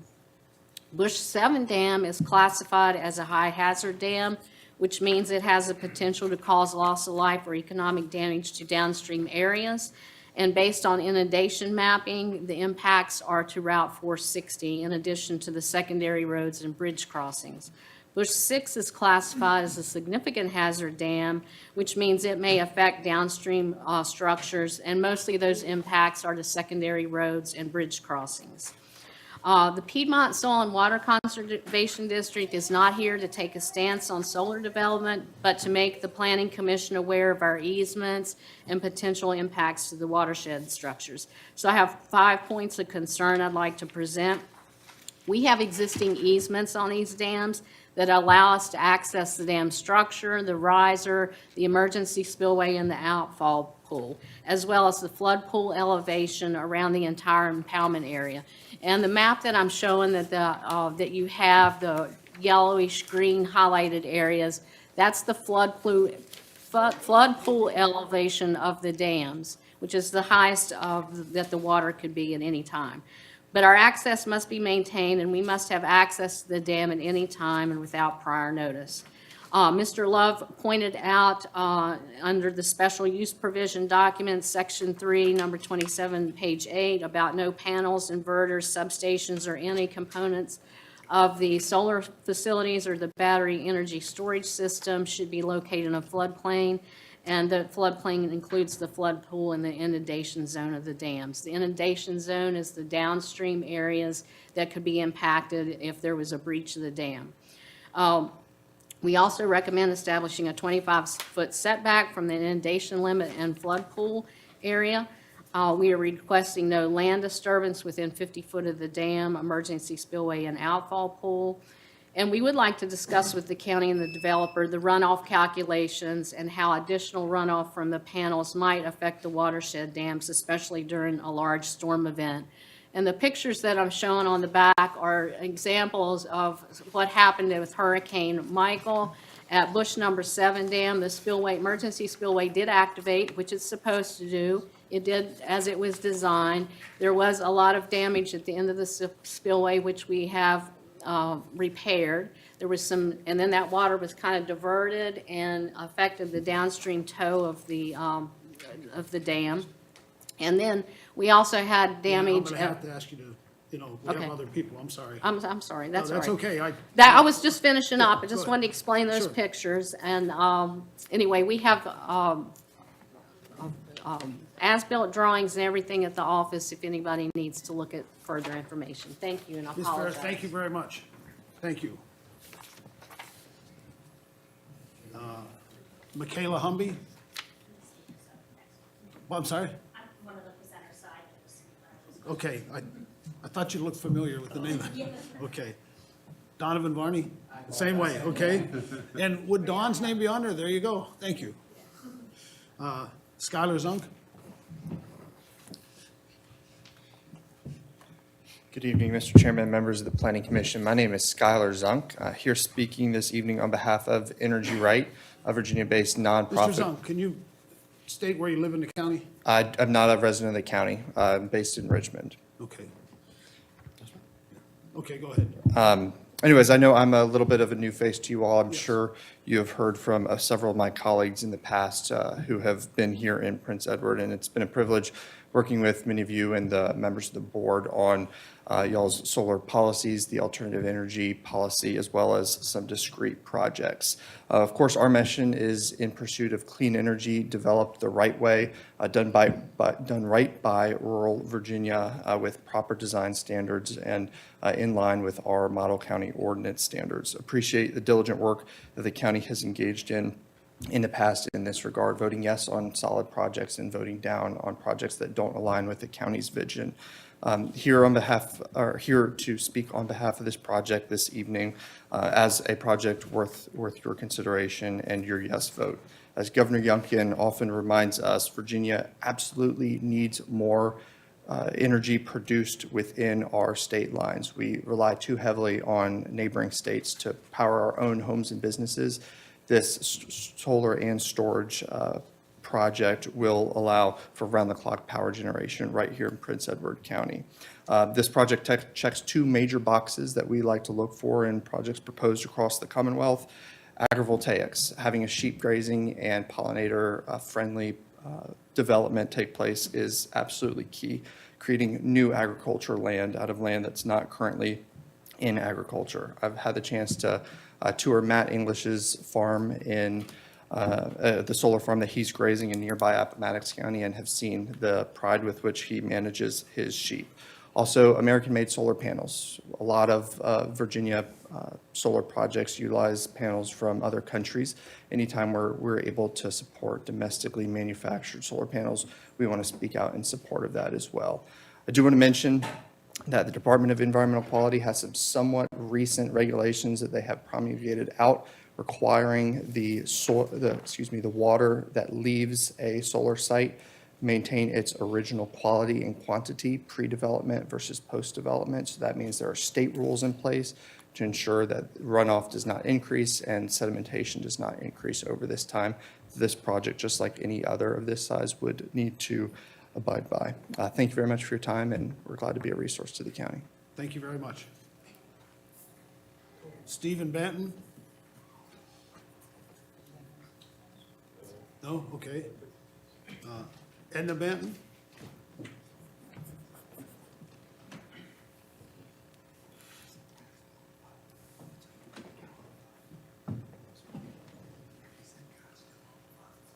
Hi, I'm Edna Banton, and I live in Lee District, where all this is going on. Some of the property belongs to my husband and I.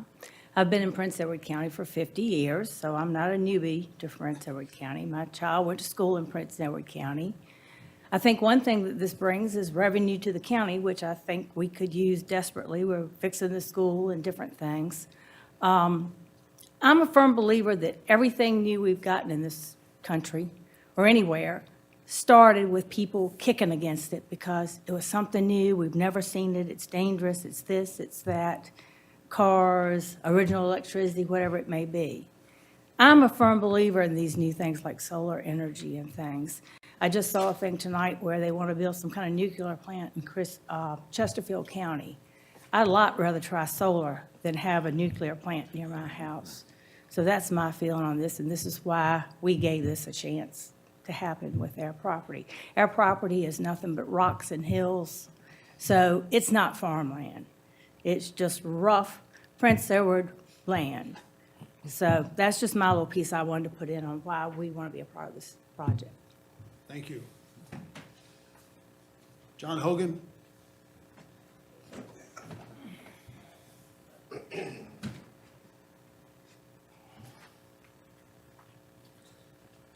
John Hogan. I live on Maharan Road, Mount Pleasant Road, Lee County. I like the solar thing. I grew up on the dairy farm there. Been there all my life. We've owned the farm. We want to keep the farm in our family, but with rising tax costs and all that, the farm has to maintain itself.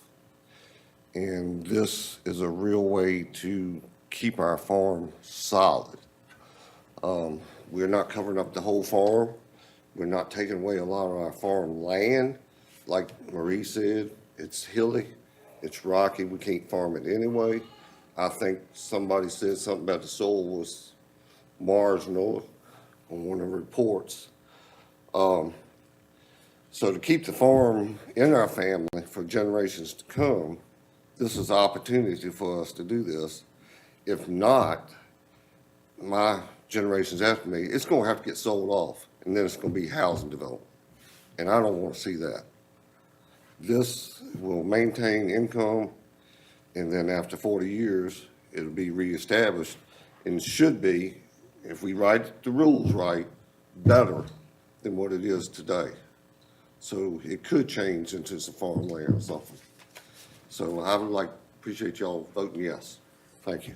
Thank you. D. Hobgood?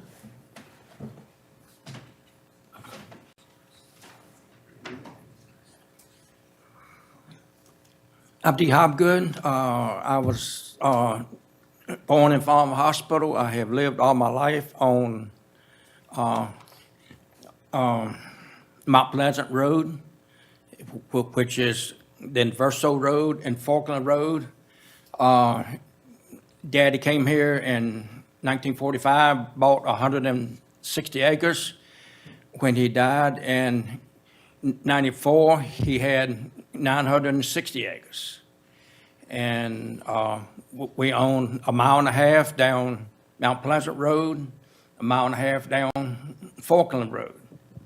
And basically we have signed up 400 acres of possibly solar panels, but a lot of that land is rough. It's, they may be able to use 200 acres of it in the end. But like John was saying, farming is expensive. I've got beef farm now.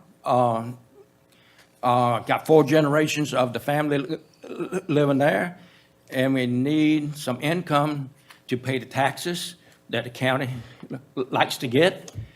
And I'm older, I have medical problems, my sister has medical problems. We need a little more money than Social Security give us. And we would like this opportunity for this solar farm to come through and help us out. And it will help the county out financially. And I'm sure that people on down the light line from Farmer Way to Clover, where they shut down the coal fire plant years ago, will appreciate a little electricity to keep them warm in the winter and cool in the summer. And there's an old saying about farming, you are land rich, but cash poor. And we appreciate any help we can get. Thank you. Mr. Hobgood, thank you. Ann Bowman?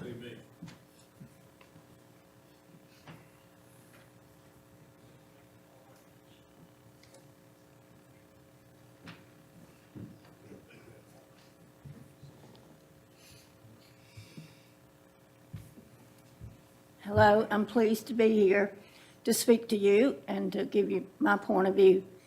I'm a landowner. I'm involved with the solar project.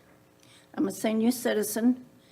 I've lived all but 6 weeks of my life right here in the Mount Pleasant community in Prince Edward County.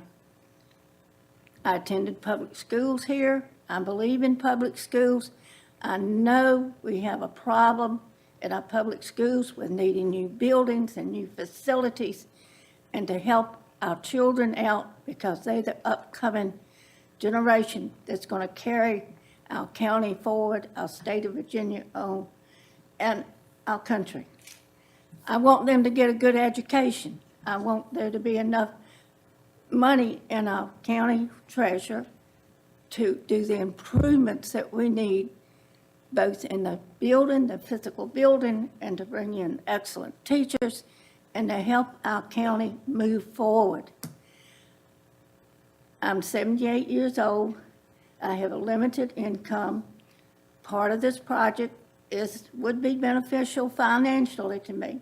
That would be a good thing.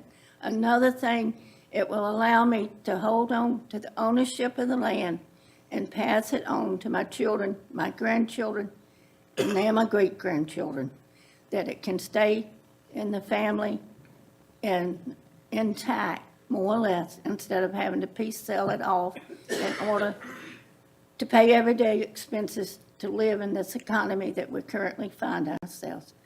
I believe in some of the green energy projects and things, and clean energy. I think there's going to be a tremendous need for electricity as we all go to more and more electrical applications and equipment and heating, cooling, our telephones, our security systems, and all the things that new modern living and our young people want to demand. All of them are going to need electricity to help them run. And I think the solar energy is a clean energy. I don't believe it's going to damage the earth under it. And the solar sun is free.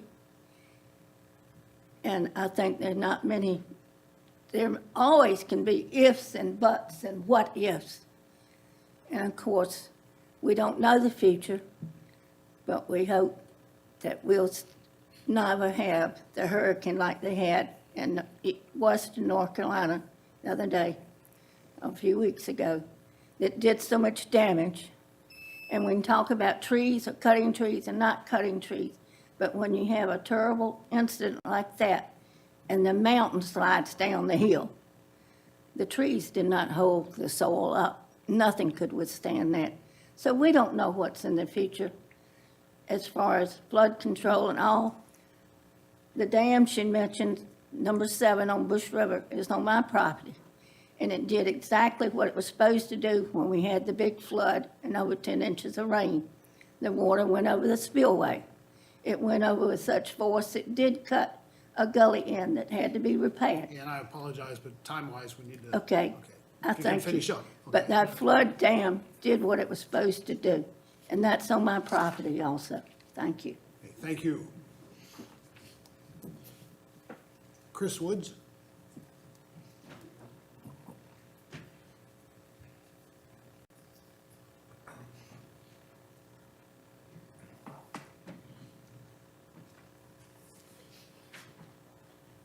Good evening, ladies and gentlemen. So I'm a property owner on New Bethel Road and Falkland Farms. I was contacted a few years ago by the Solars. I'd had my first property there for, gosh, just over 20 years. So I've been using it. Call it a farm, call it a property, call it whatever you want to call it. It was originally a timber property, and I let it naturally regrow back up, and we use it for recreation and camping and stuff like that. But I'm also a real estate broker for over 20 years and understand values and, and all those sorts of things. And when the solar company came to me, I had looked at it as it was a place that, I wanted to be able to retain, and they were able to, you can see it on the maps, but basically portions of it that I can still use and also be able to make an income off of it, and made it as an investment, and worked with them to obtain other properties so that could be, to make this whole solar project work. I've been to all the meetings and stuff, and I hear people come up and talk, they have negative this and negative that, and to me, I'm not quite understanding where they're getting some of the information that's basically off of Google. And you have other individuals that are coming here that are professionals, work in universities and this, that, or what have you, and just basically, I'm just not following where all the negativity is coming up with it. And I'm not seeing it. And maybe I'm not smart enough to understand it, but I'm not seeing the problem. Would like to see, obviously, if there's solar farms and stuff being built all over the U.S. and that kind of stuff, then DEQ has to look at it, like that they're going to realistically let something damage the property.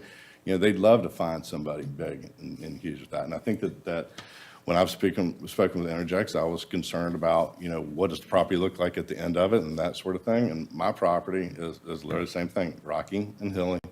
And it was never a farm, as you say, as far as like a crop farm and that kind of stuff. That was, both of them are pine thickets. And we're done for timber. So I don't know. They've been able to answer all my questions regarding properties that I've had that mean something to me and that I've had for quite a while. So, I would hope that you guys can vote yes and approve the solar project. Thank you. Thank you, Mr. Woods. I apologize about the first name. Is it Joey Hobgood? It's a Hobgood? Okay. Sorry if I messed that up.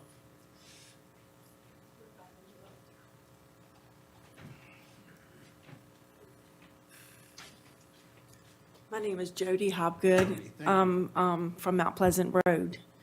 And my house, mine and my husband's house, is right across from the family farm. We've been there, we built our house in about 33 years ago. We had a pond behind our house, and during the Hurricane Michael, we knew there was some troubles with the pond that was behind my house. We have a lot of wetland. We have a lot of running water going wherever. It's just running, just constantly running to wherever. And it's like, you said, it's rocky, hilly land. But it's our home. And it's my children's home. And now I have a granddaughter. And what we have done since the dam has broken, behind my house, we have no pond. There's nothing except for a running creek. I walk the trails about every other day, and it's beautiful. It's beautiful country land. And I enjoy the wildlife, and I enjoy planting food plots. And that's what me and my son have done this year. We want the farm to go on. We love the beef cattle. We want the beef cattle to stay. We want all of our family heritage to stay. And I want my granddaughters and my grandsons, if they come along, to see this. I really don't want to be looking at no solar panels, because they wanted to put the solar panels basically in the heartland of the farm. Really? This is our family land. This was A.D. and Olivia Hobgood's land. They called it Rolling Acres for a reason. I just cannot see the solar panels going up. I know that there's money issues. We all have money issues. We all do. But we survive. And you know what? We have the glorious God that we can always pray to every single day. And I know one thing, if I didn't have him on my shoulders at all times, where would this world be? Yes, the world is in a crazy place right now. We have school shootings. We have a lot of just one thing after another on TV. You want to get depression? Cut the TV on. But go outside and walk those glorious farms and enjoy your nature, enjoy your birds. And I have hunters on my land, and they come and hunt, and they love to get something to eat. They love that wild game. You can't get that in the grocery store. You can't get fresh vegetables in the grocery store, right? So I just want you to vote no, please. No. Thank you. Thank you. Is it Augustine Hobgood? Augusta.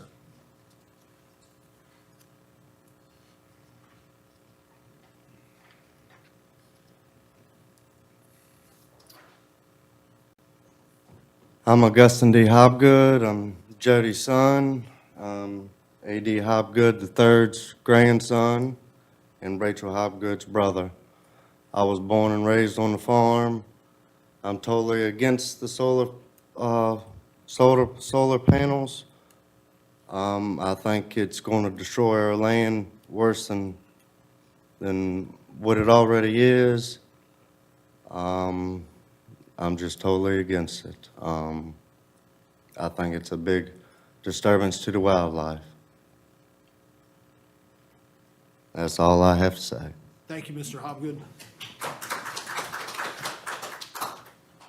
Mr. Jones? Is there a Jones? I apologize, I'm just trying to read writing here. Is there a Jones? Is it Jones? Oh, okay. Okay, he'll come back then. Okay, I'll come back that way. Okay, Matt English?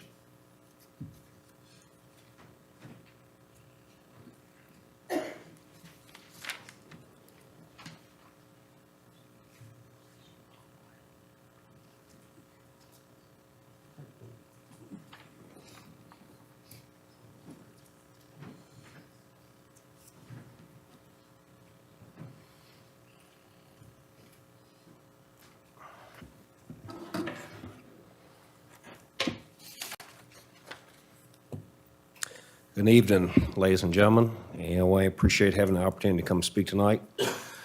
You've heard my name mentioned several times anyway throughout this course of this meeting. My name is Matt English. I am one of the only ones, and far as I know, the only one in Central Virginia that's ever been lucky enough to farm under solar panels.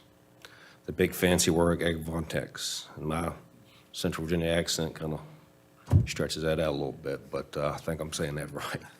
But anyway, we've been farming under solar panels for about 1.5 years now. I was approached by the energy company. I've had some doubts about putting livestock on the solar panels, so did the energy company. We've been there 1.5 years. We've had 0 incidents. 0 incidents with animals, staff, equipment, erosion, you name it. Last year, I fed 8 bales of hay to over 200 head of animals. The year before that, I fed over 200 bales to those same 200 animals. That's how big of an impact this has in the farming community. Yes, I'm one of the only ones in Central Virginia, but it's a new way of farming. It's a new way that's coming. We have the best fences. We have the best grass.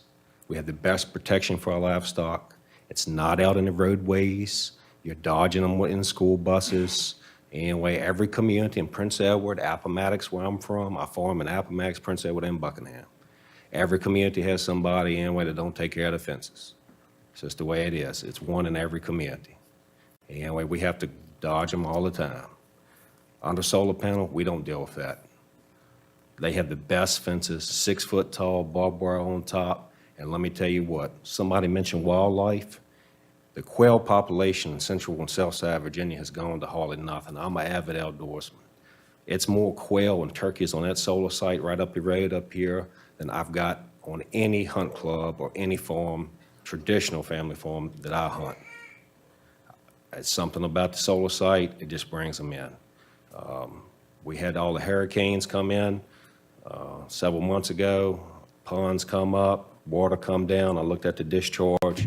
It was clear enough to drink it. I rode down the road a mile. I looked at my neighbor's farm. Anyway, all due respect, it looked like a mud bog. So we've had 0 issues with that.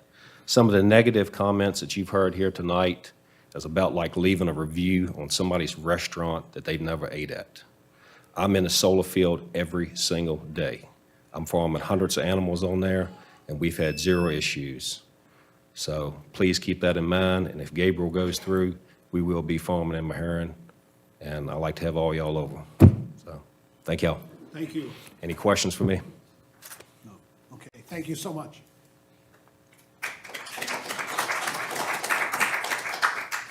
Is there an RC English? That's me. Would man in row 6 like to go ahead then? I'm interested in hear what he is. If that would be all right, I'll go after him. Is that Mr. Jones? You ready to go? Are you ready to go now, sir? You want me to go? Yeah. Come on, sir. We were gonna say I that, didn't know what row I was in. we were, Y'all We're- hang on, it'll take you a minute. I'm gonna take too long. we were gonna say the best for last, but instead we'll take you now. You go right ahead, that's all good. All right, my name is Brian Zounds, 697 Maharon Road. And I am the poor guy that owns all this, all the way down across Evans Creek, so about 80% of it. They say they got all these buffers and stuff. There's, again, Prince Edward is up and down. And there's many places on my property, once all this done, I don't care what buffers, I get to look at solar panels for lots and lots and lots. Luckily, I am upstream of everything, and I have some questions for them. And I don't know if anybody else got a letter that came and kind of gave me a little bit of input on this stuff, but it says for questions for Interjects. Cadmium, is these panels gonna have cadmium in them? What type of metals or materials are they made out of? And I'm asking y'all, Gabriel. If you would like to do a rebuttal, go right ahead. What's At in the it? end, Is what we'll do- is cadmium gonna be in part of these Sir, panels? if you give me your questions, or if you have them, then I'll let them Okay. speak at the end, All if that's right. okay. It says that the CDT solar panels in the county were banned by cadmium telluride in the special use conditions at Old Ridge Solar, Road Solar. And so therefore, why are they allowed to be able to use them again? Interjects, which is under them, is supposedly a foreign company and not a U.S. company, okay? It also dumps it to the Bush River and everything else. But they claim that these panels will leach this heavy metal, and that's what it is. Not from storms or anything else, they'll just leach it into the ground. So here they're gonna put sheep on the ground eating, if this heavy metal is being toxic, who eats the sheep? So it's just passed right on down the road on that part. I'm totally against it. I'm not getting paid for any of my property or anything. But the main thing is how much it joins mine, and I am a real concern of property devaluation. Mine is a farm, hay, production, beef, whatever, and I'm really concerned as much as I'm tied to it. It's not like a little piece here, a little piece there. That is 3/4 of a mile, crossing Evans Creek too, and then it goes all the way up the other side, which is not my property, but to a certain extent. So, you know, I'm not getting a dime out of this, but I darn sure don't have to look at it. I am an avid hunter, best I can now with my issues going on. To me, that is a pristine area for the wildlife. Most of it doesn't get bothered. And I also have major concern that go about the fences. Well, I've seen bears don't really give a hoot about a fence if they want to go eat a sheep. So bear make a hole in that fence in a heartbeat, and we got plenty of them. So I appreciate y'all's time. No, thank you, sir. And we'll ask them to come up at the end and respond. I'm looking at I think it's William. Yes. That's me, handwriting terrible.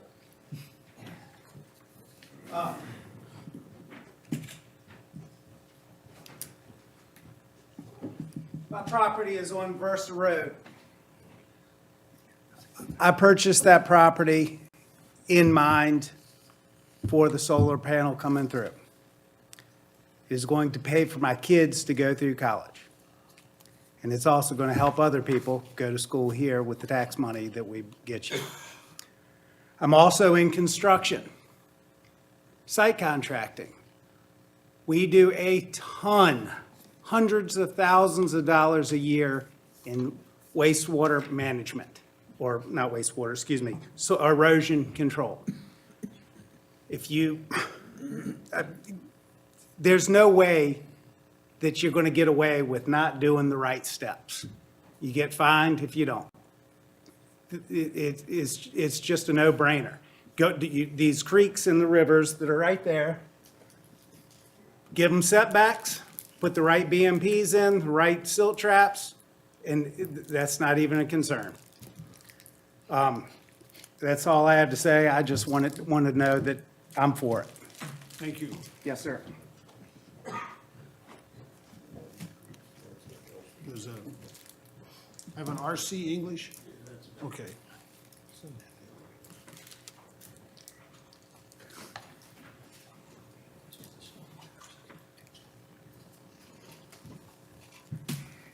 I'm Rodney English. I live at 246 Dean Johns Place, Appomattox, Virginia. I'm Matt's dad.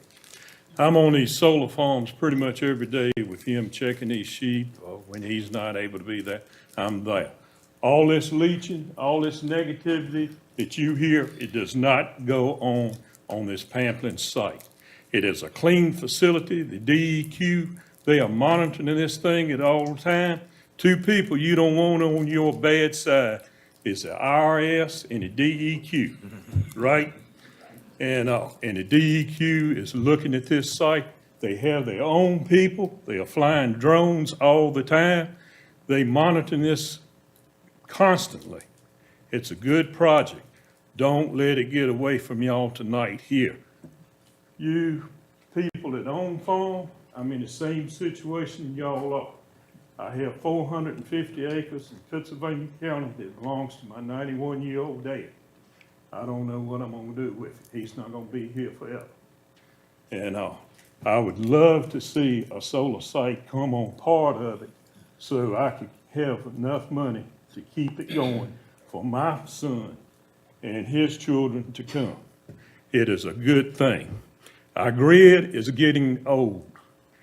Smith Mountain Dam is what, 70-some years old, pretty close, 65 or whatever. I was raised, most of my family owned that land where that dam is now, Leesville Dam and all. Our grid is getting older. And I'm telling you one thing, this energy company that has come to y'all tonight, they're the real deal.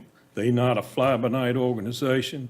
They are 100% for the community, 100% for power and the grid, and they good people, honest people. They didn't come down here tonight to sell y'all a bill of goods and walk off and leave you.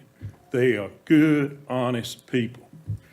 I can lay, there's 50 people in here, I can lay 50 Christmas presents on this disc right here, tell everybody to come up and pick up one, and I guarantee 10 of them will be fussing about what size, it wants the right size, it wants the right color. You can't satisfy everybody. Thank you. Thank you, sir. Susan Borum?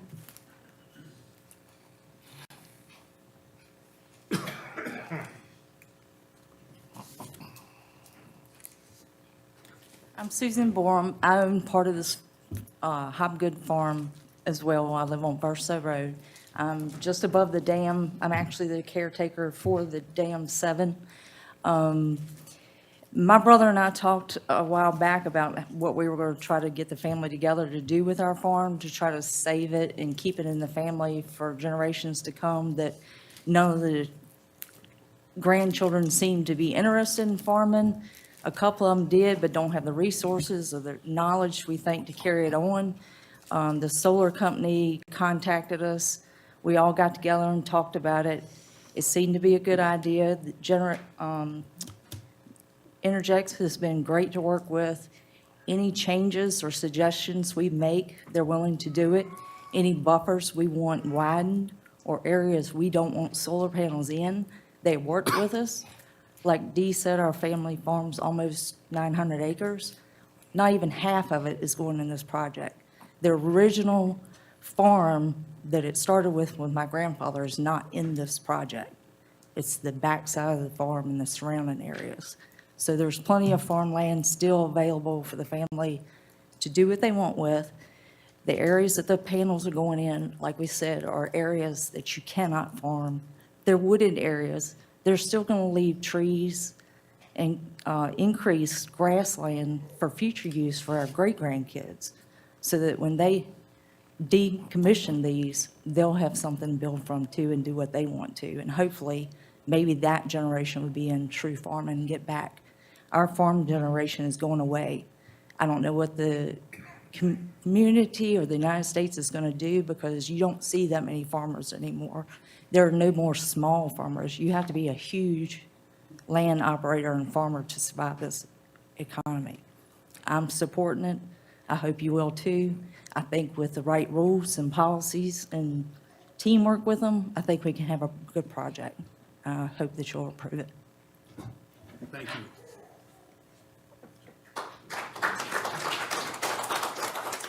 Shane Hall?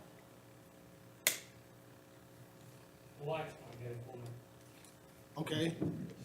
A substitute? Okay. Must be Emily, right? Okay.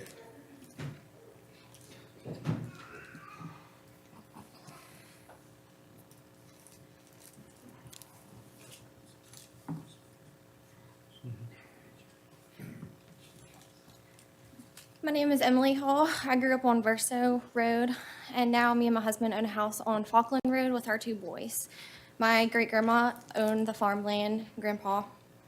I would like to see that stay in the family. I do not want the solar panels. If the family cannot afford the farmland, there is 8 or 9 great-grandchildren that are above the age of 21 that would be gladly to pay the state taxes. And to say that they are willing to change the lines for the solar panels is not true. We own a house right up there. There are solar panels right behind our house that is on my land. I own 14 acres. And I was basically told tonight because we got the land after they started this project that I'm stuck with it. And the land is in my name. And that's all I have to say. Please vote no. Thank you. We have 2 people on the phone. Mr. Kennedy?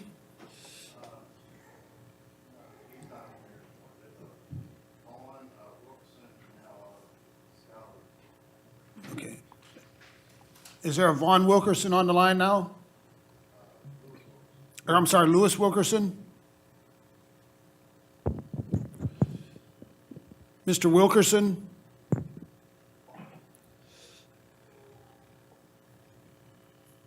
Would you like to speak regarding the Gabriel Solar Panel project?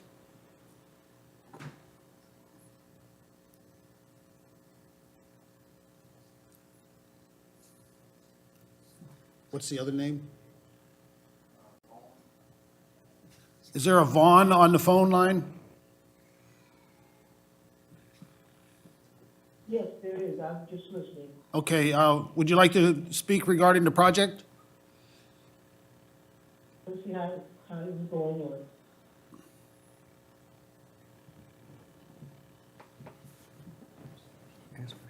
Do you have any questions or comments?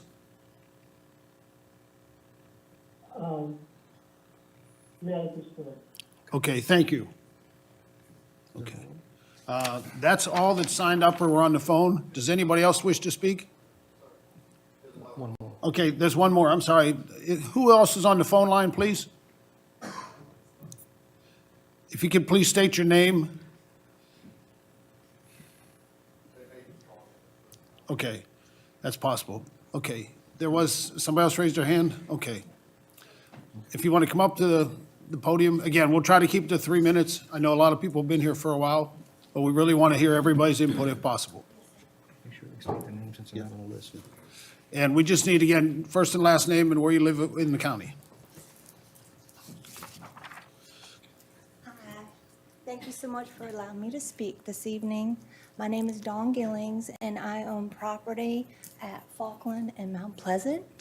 Our story's a little bit different. Our family's been in the area for 17 years, and my husband and I decided to buy land in Prince Edward County, Meharrin, because we loved it. We came down here and just explored the area, and we knew this was it.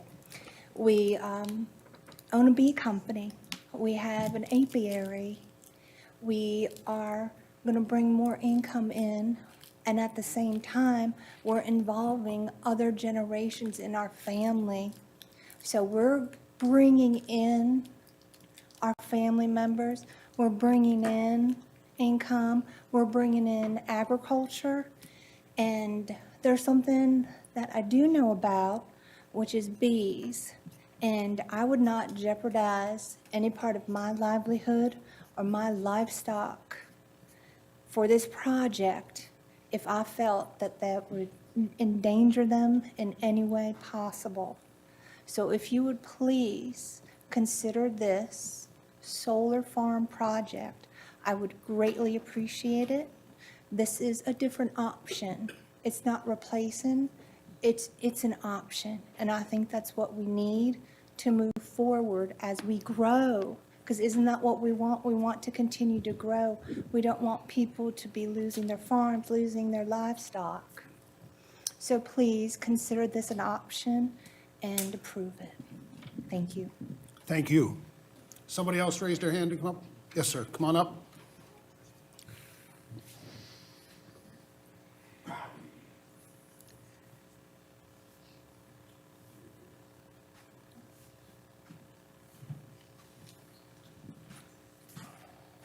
I'm Brandon Thompson, I live in Prospect. My concern with it is that they've already changed their plans once as far as the battery capacity and putting it in. We run a beef farm. We understand the struggles that everybody has. And, you know, the biggest concern that we have, though, it's going to continue on, them wanting to get more land. It's going to make it harder for the local people to actually expand their operations because of, you know, the rising cost that everybody has talked about today. Mainly that, you know, from land leases, we've heard of other areas in the county that they're looking at doing the solar in. I mean, I oppose it. I don't agree with it. And the thing is, if one of the batteries does bust or they do have it, they already told our local resources to stand down, just let it happen, they'll deal with it. At that point, the soil and water is already going to be contaminated. And that's my thought on it. Trying to think of something. But basically, everybody that's here tonight, you know, I understand that you're having financial issues, but most of the people that's here, they are getting a gain out of it. The community is not going to get a gain. I mean, all we heard from the people that spoke tonight from the company was saying they think. If we're going to come into our community, they should actually have known facts of what they want to say. We don't want to hear I think. That's my thought on it. Appreciate y'all's time. Thank you. Is there anybody else in the audience that would like to speak? Okay. And nobody's on the phone currently that wants to speak? Okay. With that, we'll close this portion of the community involvement in the public hearing. So we close the public hearing now, then the board will speak here before we decide either to, and we have three options right now. We can approve the special use permit request and move it up to the County Board of Supervisors. We can table it for more discussion or need more input, or we can decline the public or the special use permit. Those are the three options we have today. Whatever happens, it will go up to the County Board of Supervisors. But our job is to vet things before they go to the County Board of Supervisors. So again, we do appreciate everybody's input here. It's very important. I think your applicant has rebuttal time. And you do have rebuttal. If you can come up possibly, the questions regarding the solar panels, the leaching, the heavy metal, and Energex possibly being either a foreign or a, U.S. company.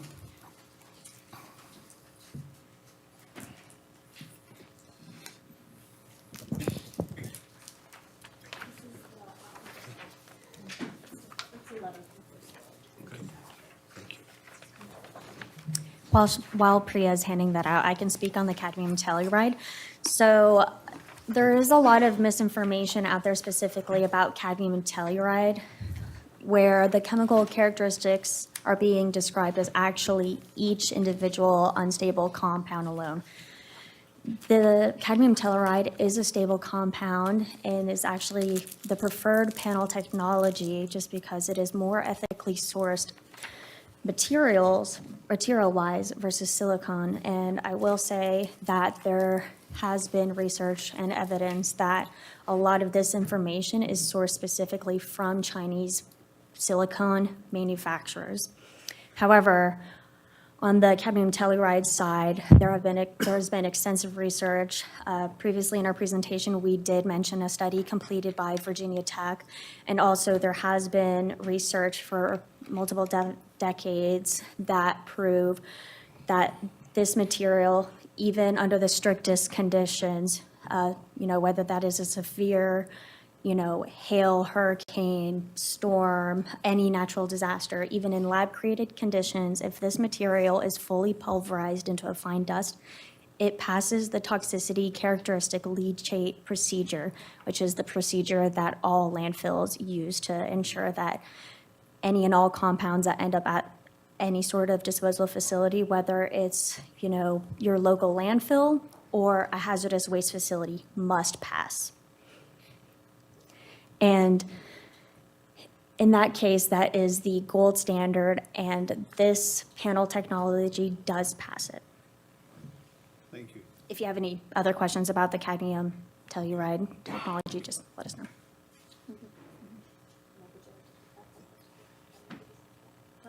Oh, yes.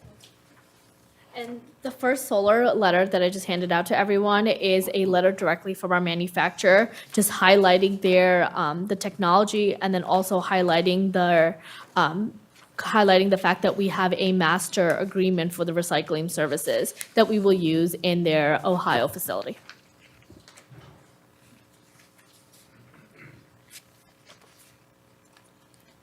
Does that answer some of your questions, sir?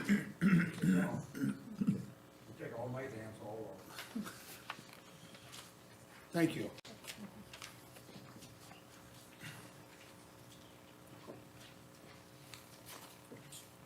Okay, again, from the board standpoint, our job right now is to decide how we look forward to moving this forward, tabling it, or turning it down. And a lot of information here, a lot of great input from the community and the residents here. Solar is a challenge. I will tell everybody here, it's a challenge for us as a board to discuss this because it's something that 5 years ago we didn't even talk about here.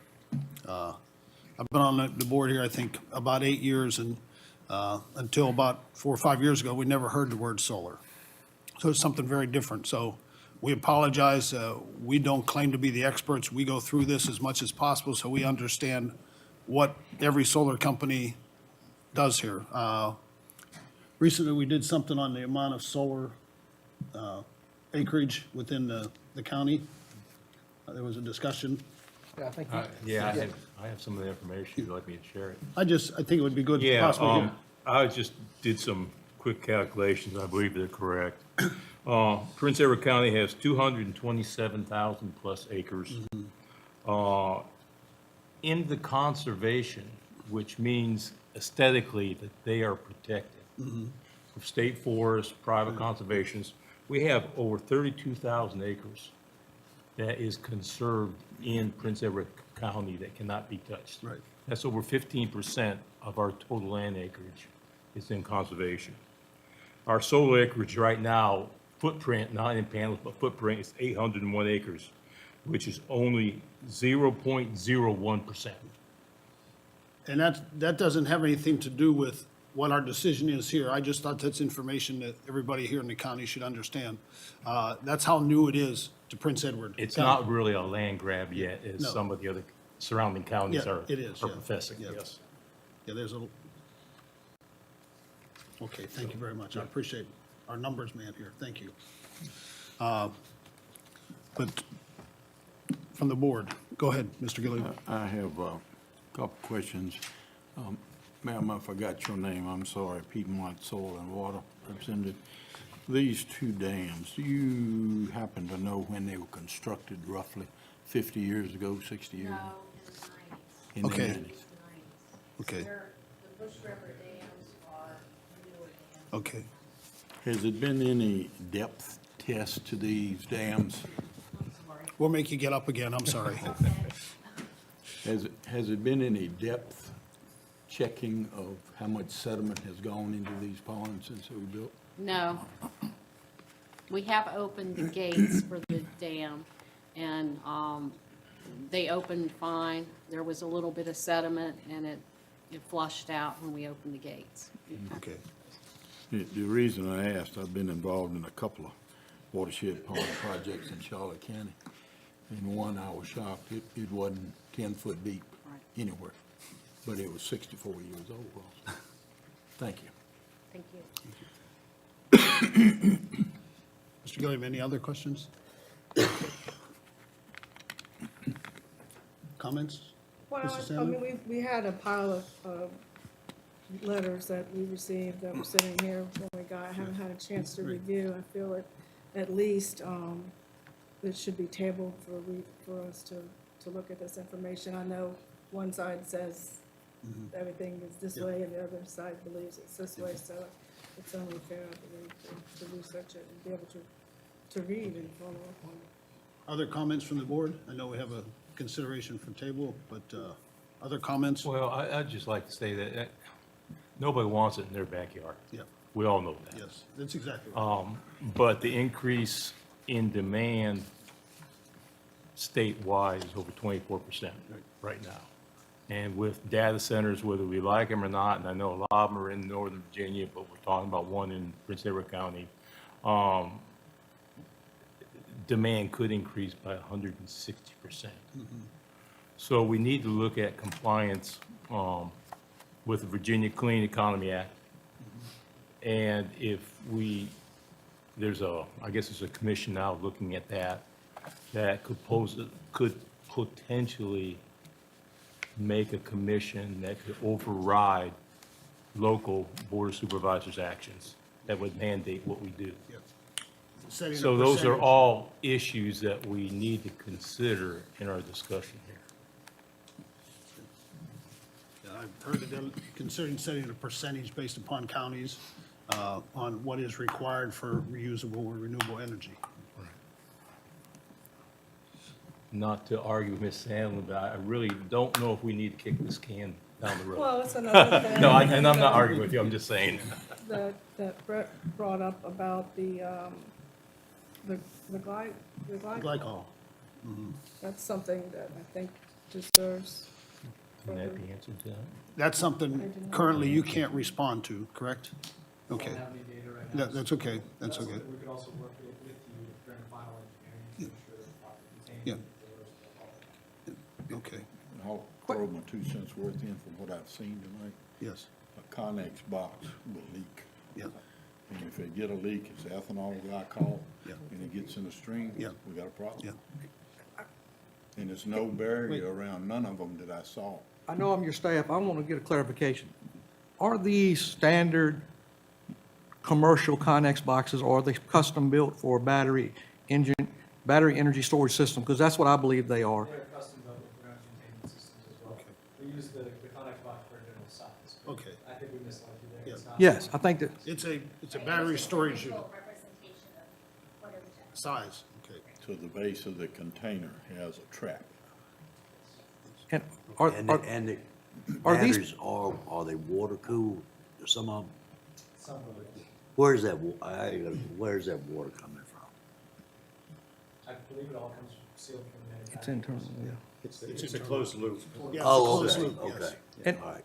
just for clarification, my understanding, these will be on pads, they're not going to be on raw soil. They're on a flat pad that would sit And that, right on the. and that right on pad's the going to soil. have to be engineered and approved by DEQ, so there's no runoff. Am I correct on that? That's what we would do if we were inspecting Yeah, it. so essentially this is gonna be, gravel pad that then these will sit on concrete foundations. Yeah. So all of this will be designed like a normal commercial development or substation, so all that water will drain to a retention pond and it will be retained and then released at a loud controlled rate. So And that development plan would be reviewed as part of your stormwater permit with DEQ? Yes, absolutely, and the county would review as well. And pollution control is part of that, correct? Absolutely. Okay, let me make sure. I just wanted to iterate from staff, if we were doing this, if we were acting as DEQ, which we can in the site, all of that becomes a pollution control plan and the SWIP, the Stormwater Prevention and Protection Plan. So that glycol would be handled in that by DEQ, not by the county. Yeah, and I raised the question not to say this is a non-starter. Yes, sir. But rather, their own write-up said it's a closed, well, it's going to be a closed-loop, liquid-cooled system with water and glycol. It didn't say which glycol. And so that's why I asked the question. And like some of the folks have pointed out, you know, Mother Nature does what it wants to do sometimes and storms and can totally defeat the best engineering practices and send stuff all over the place. So, you know, I thought for us to do our jobs well, we should understand what is being proposed to be on the site and what can happen to it if, you know, that proverbial, what could possibly go wrong? Well, you know, we just saw a bunch of things possibly go wrong in Southwest Virginia with a hurricane. I personally like the idea of BEST because it mitigates one of the big problems with solar, which is the intermittency of solar. Right. You know, solar only works when you have the sun shining. Right. And so, you know, a good BEST system can store that energy and put it onto the grid or, you know, keep it, you know, demand response, just do different interesting alternatives by having that technology on the same site. I just think we need to understand better what that, it sounds like a later in the game addition to this overall proposal is, including just how it's housed, you know, and how the connections will work and so on. So I wasn't meaning to imply it's a non-starter. I just thought we should understand that aspect of the project because unlike the other projects that have come before us, which have been just purely solar panels, right. this has this Storage. energy storage component of a yes. pretty large scale. I went back into the write-up and it's 6 acres Yes. of this. You know, that's not a small footprint of a bunch of batteries. The big concern is the fire. What's that? The actual manufacturer at the stage for who we use for the best. Yeah. That's usually done at later stages of the project.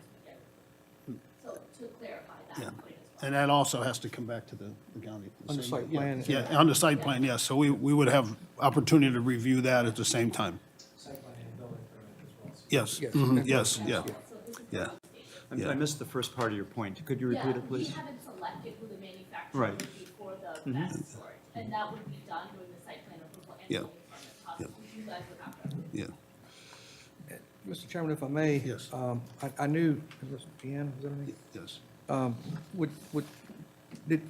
We added those couple of conditions. Looking at your document here, it does appear to me something you may want to consider. Under section 4, environmental, item 29, it specifies here that the applicant shall submit a stormwater plan and erosion control plan as part of the site plan. So we will get those calculations. So that was already built in here. We did, the easements cannot, nobody can undo an easement. Their easement's perpetual. Right. So the developer will have to give them access. Right. They'll have to have access to those dams. That regardless of what we did, what the Board of Supervisors does or Planning Commission, no landowner, when they have an easement, can be impeded. Yeah, correct. Cannot be slowed down, cannot speed bump it. If our county attorney here, she would tell you that. But I think we've addressed with the edits tonight, is that, are you, I have one question. Yes. And that map, you know, is kind of not, Right. it's not Correct. to scale, but the access off of Verso Road to Bush number 7 looks like it's very close to the construction, the proposed construction entrance. So we just need to work together and Yeah. if it Yeah. goes through. Yeah. So that no access is impeded Yeah. or restricted. Right, exactly, yeah.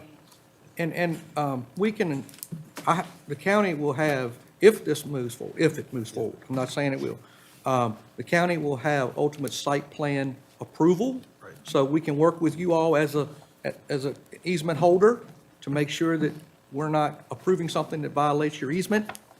So that can also happen at site plan. Make sure that flood pool elevation. Yes.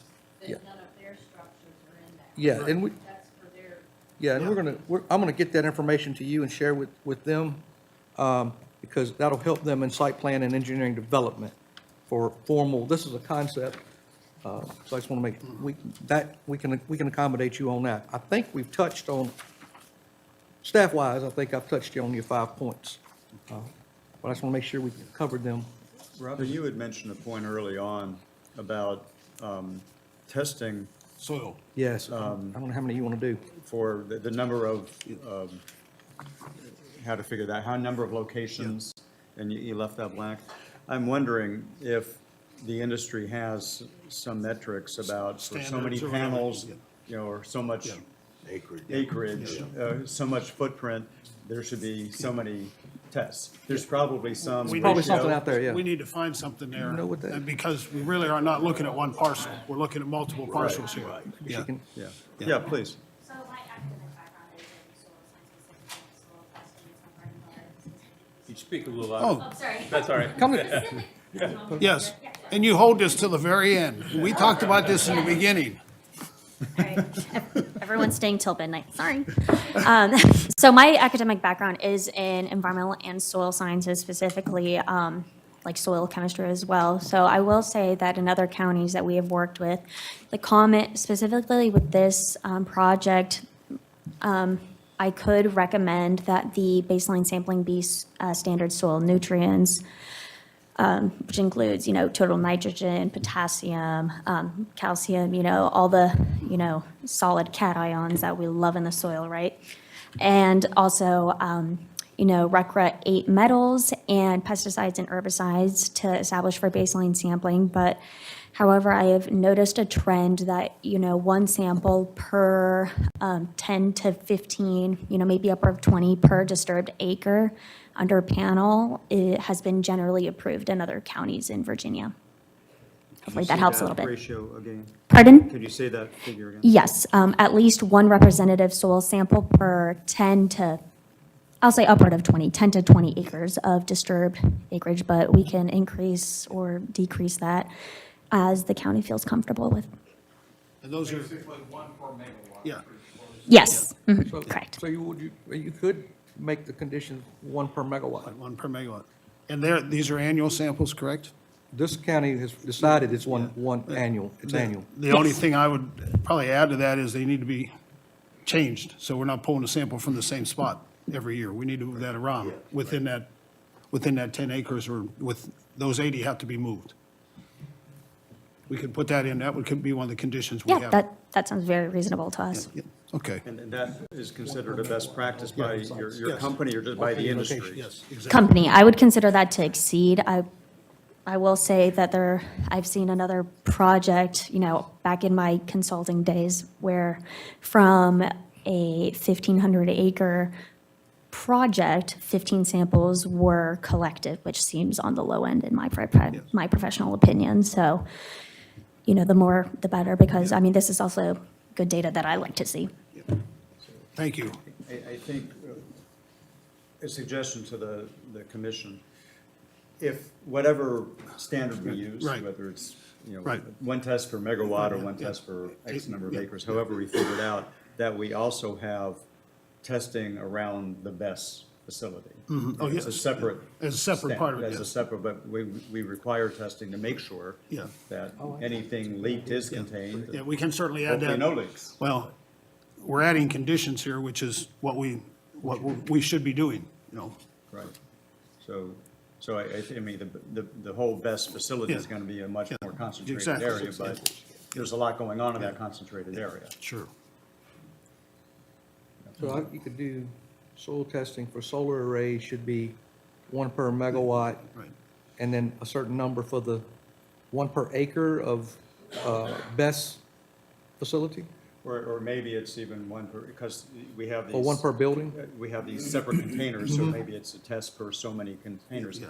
I'm just not an expert on the subject to know what's the right ratio. but I Right. think maybe between staff doing some research or working with Right. the company, understand what is considered a best practice for soil samples for the solar arrays and For the samples for. Storage, for It's storage, yes. Probably two different numbers. Right, yeah. If I could add a third-party consultant and subject matter expert could be brought into this discussion, Okay. Yeah. so it's not just. Yeah. Input from a third party, yes, okay. And no matter what happens here too, the board's gonna have Yeah. their input eventually. Right. At some point in time, so. Exactly. I think you can take a shot at Whichever way we go, it, take a yes. shot at it. Mr. Chair, I got two more. Yes, sir. The young lady in the back, she bought land. Whoever you bought it from should have talked to you before you bought it. I see where you've got an issue that needs to be corrected, however it takes. We can't do it within this No, organization, but that's something. We can't, but I see that's a problem. Number two, and Henry will agree with me, if one of these things catches on fire, I want to know what we're gonna do with it and how we're gonna do it before it catches the one beside it on fire and the next one on fire. Henry and me been farming for 45-plus years, and we've seen these videos with these lithium-ion battery cars that are burning. It's a scary thing to watch. And it really concerns me. What are we gonna do with these things? And Mr. Engineer, that's a question I'd like to hear from you about. Yeah, you don't get near this thing. Yeah, this will be part of our emergency action plan. And I must admit again, this technology is so new Yep. that not even the National Engineering Handbook has fire suppression recommendations yet at this point. None that I know of. So it's a work in progress, and you have to remember that we're years out from ever constructing these. Yeah. So this could be part of the conditional permit as well. that Yeah. we provide an adequate fire suppression Yep. system that's satisfactory to the county public for this project. But what is an adequate fire suppression? I think we're gonna So have to. nobody can tell any of our fire, we got 7 fire departments in this county, and nobody can tell us what it is, other than me the other night, the guy told us, stay away from it. I think that's where the third party comes in. Having a third party do that, and yes, that can be a condition, you know. And the manufacturer specifications. Yeah. And operationally, I think Trey will come in, the emergency action plan will come to Trey. Yeah. And technically, anything fire-related goes to the fire marshal. So we will, staff will make sure the fire marshal looks at a plan with the best system. And there's training that's provided as well. Yeah. Other than just stay away, right? Yeah, they think you stay away right now. Another way. I've been doing it for 48 years, I'm not gonna get burned on. Mr. Chairman, Yes. I got a question. I mean, I just want to make sure, confirm, it's not a proposal, but it is part of the application about, and I gotta get this word right, agrivoltaics. Is that part of the application process? And we have added, I added it as a mandate because that's what's stated to reinforce, so it's not an option. Right. Yeah, this is part That's all I of just the, wanted part of to the confirm. application. Is that in the conditions? or Yes, is it sir. mandated? Okay, Yes, which condition, I was wondering the same thing, which condition is? Hold on, I added it, that's a new one. Hold on one second. Number 4, last sentence, under site plan. The site shall employ the practice of agrivoltaics where practical on site. You can feel free to change that language if you, but that came straight from their text. But We also have them here to kind of speak, we have the partnership. Yeah, but that was something we would look at during the site plan review, and before we allowed land disturbance, we want to have a document in place. Obviously, you can redact contract figures, but we'd make sure that there's a document from someone that they're going to actually perform that, whether that be bees or sheep or what have you. Some combination. Some combination Yes, thereof. exactly. With being 3 separate parcels, it could be It could be combinations. multiple Yeah, things. Yes. And it may not be on every parcel Yeah, either, depending on exactly. what the topography is. Good, okay, I'm glad to see that. Other comments, questions from the board? I do have the fencing came up a Yes. few times. 6 foot with, Yeah, so is the entire perimeter of the whole site fence, or just where the panels are and the best. Yeah. Is that how it works? Okay. Yeah. All right. Yeah. Just around the array still, so it needs to be natural corridors.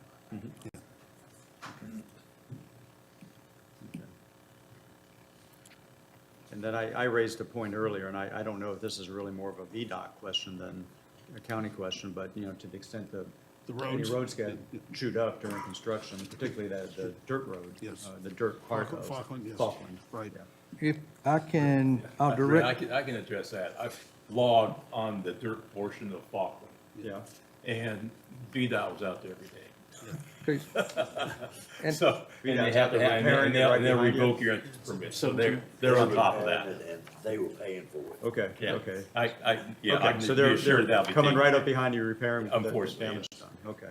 I want to direct you to condition 17 that we've had all along, that I'm not sure that I ever really brought forward. The delivery routes and the construction management plan get shared with VDOT. Operational, we've been doing this when we do site plan review for like Elam Road. Page 7. Page 7.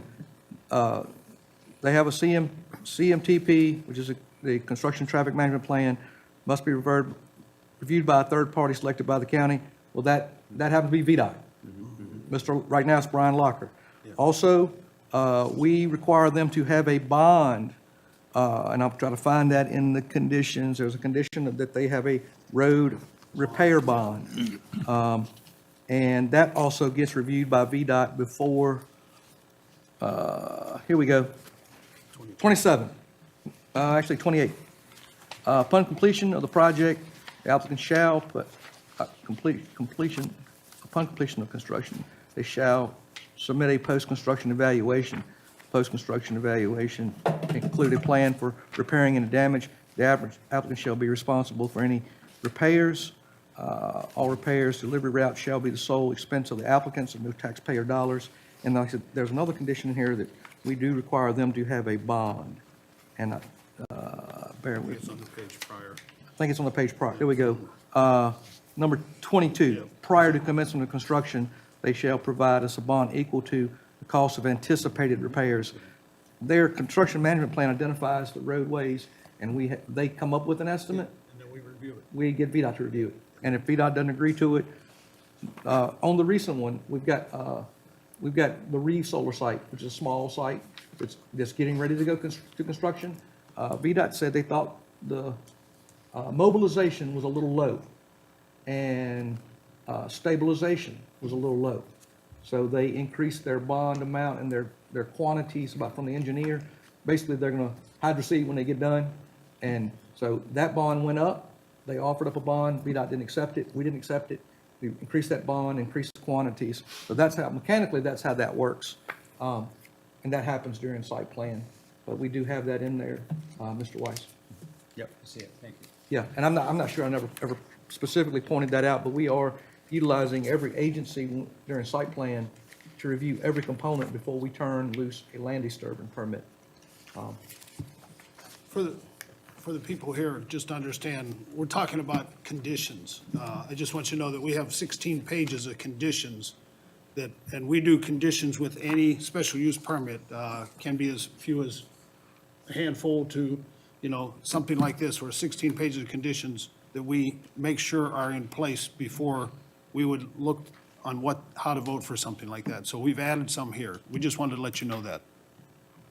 And the board still may add them whenever it Yeah, gets. to them. exactly. And again, our job is to vet things and send them up to the County Board of Supervisors.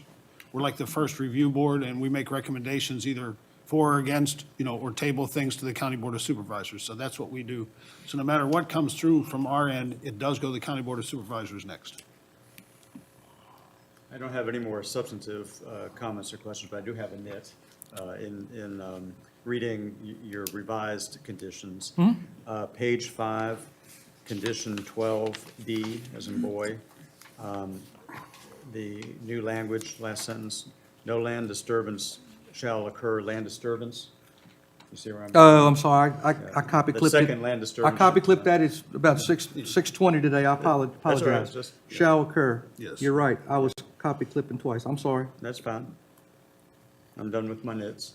Well, thank you, because I added that really late after I got her email. think I did it at 6:20. I apologize. A lot of things happened late this afternoon, this evening. Other questions, comments between the board here? As you know, our job is to come up with a motion in whichever shape or form and determine whether or not that's viable for us to take a vote on. I still feel like we should table it and Okay. do a little bit more research. Okay? I mean, there's letters Okay. that were provided by Sure. property owners. I mean, there's, people spoke for it, Are you making a motion then? against it. Making a motion? Okay, you're making a motion to table this. Okay? I'll second that motion. Okay. But for the added reason of making sure we have good understanding, better understanding of the best portion of this project, not just to read these letters. That, I agree with that reason too. Okay. Well, we have a motion and a second to table. We'll go around the room just to the board here. Mr. Page? Yes. Okay. You yes to table To it? table it, yes. Mr. Fuller? No. No? Okay. Mrs. Sandlin? Yes. Okay. Mr. Peary? Yes. Mr. Womack? Yes. Mr. Weiss? Yes. Mr. Gilliam? Yes. Okay. We have the vote to table this. We will come back again. It'll be brought back to the County Planning Commission, correct? Yes, it's an old business item next month. Yes, old business. So we have to come back. It will and not go, again, it will not go to the board in January. okay, I want to thank everybody for your time here. We value all your input. We truly do. Thank you. Yes?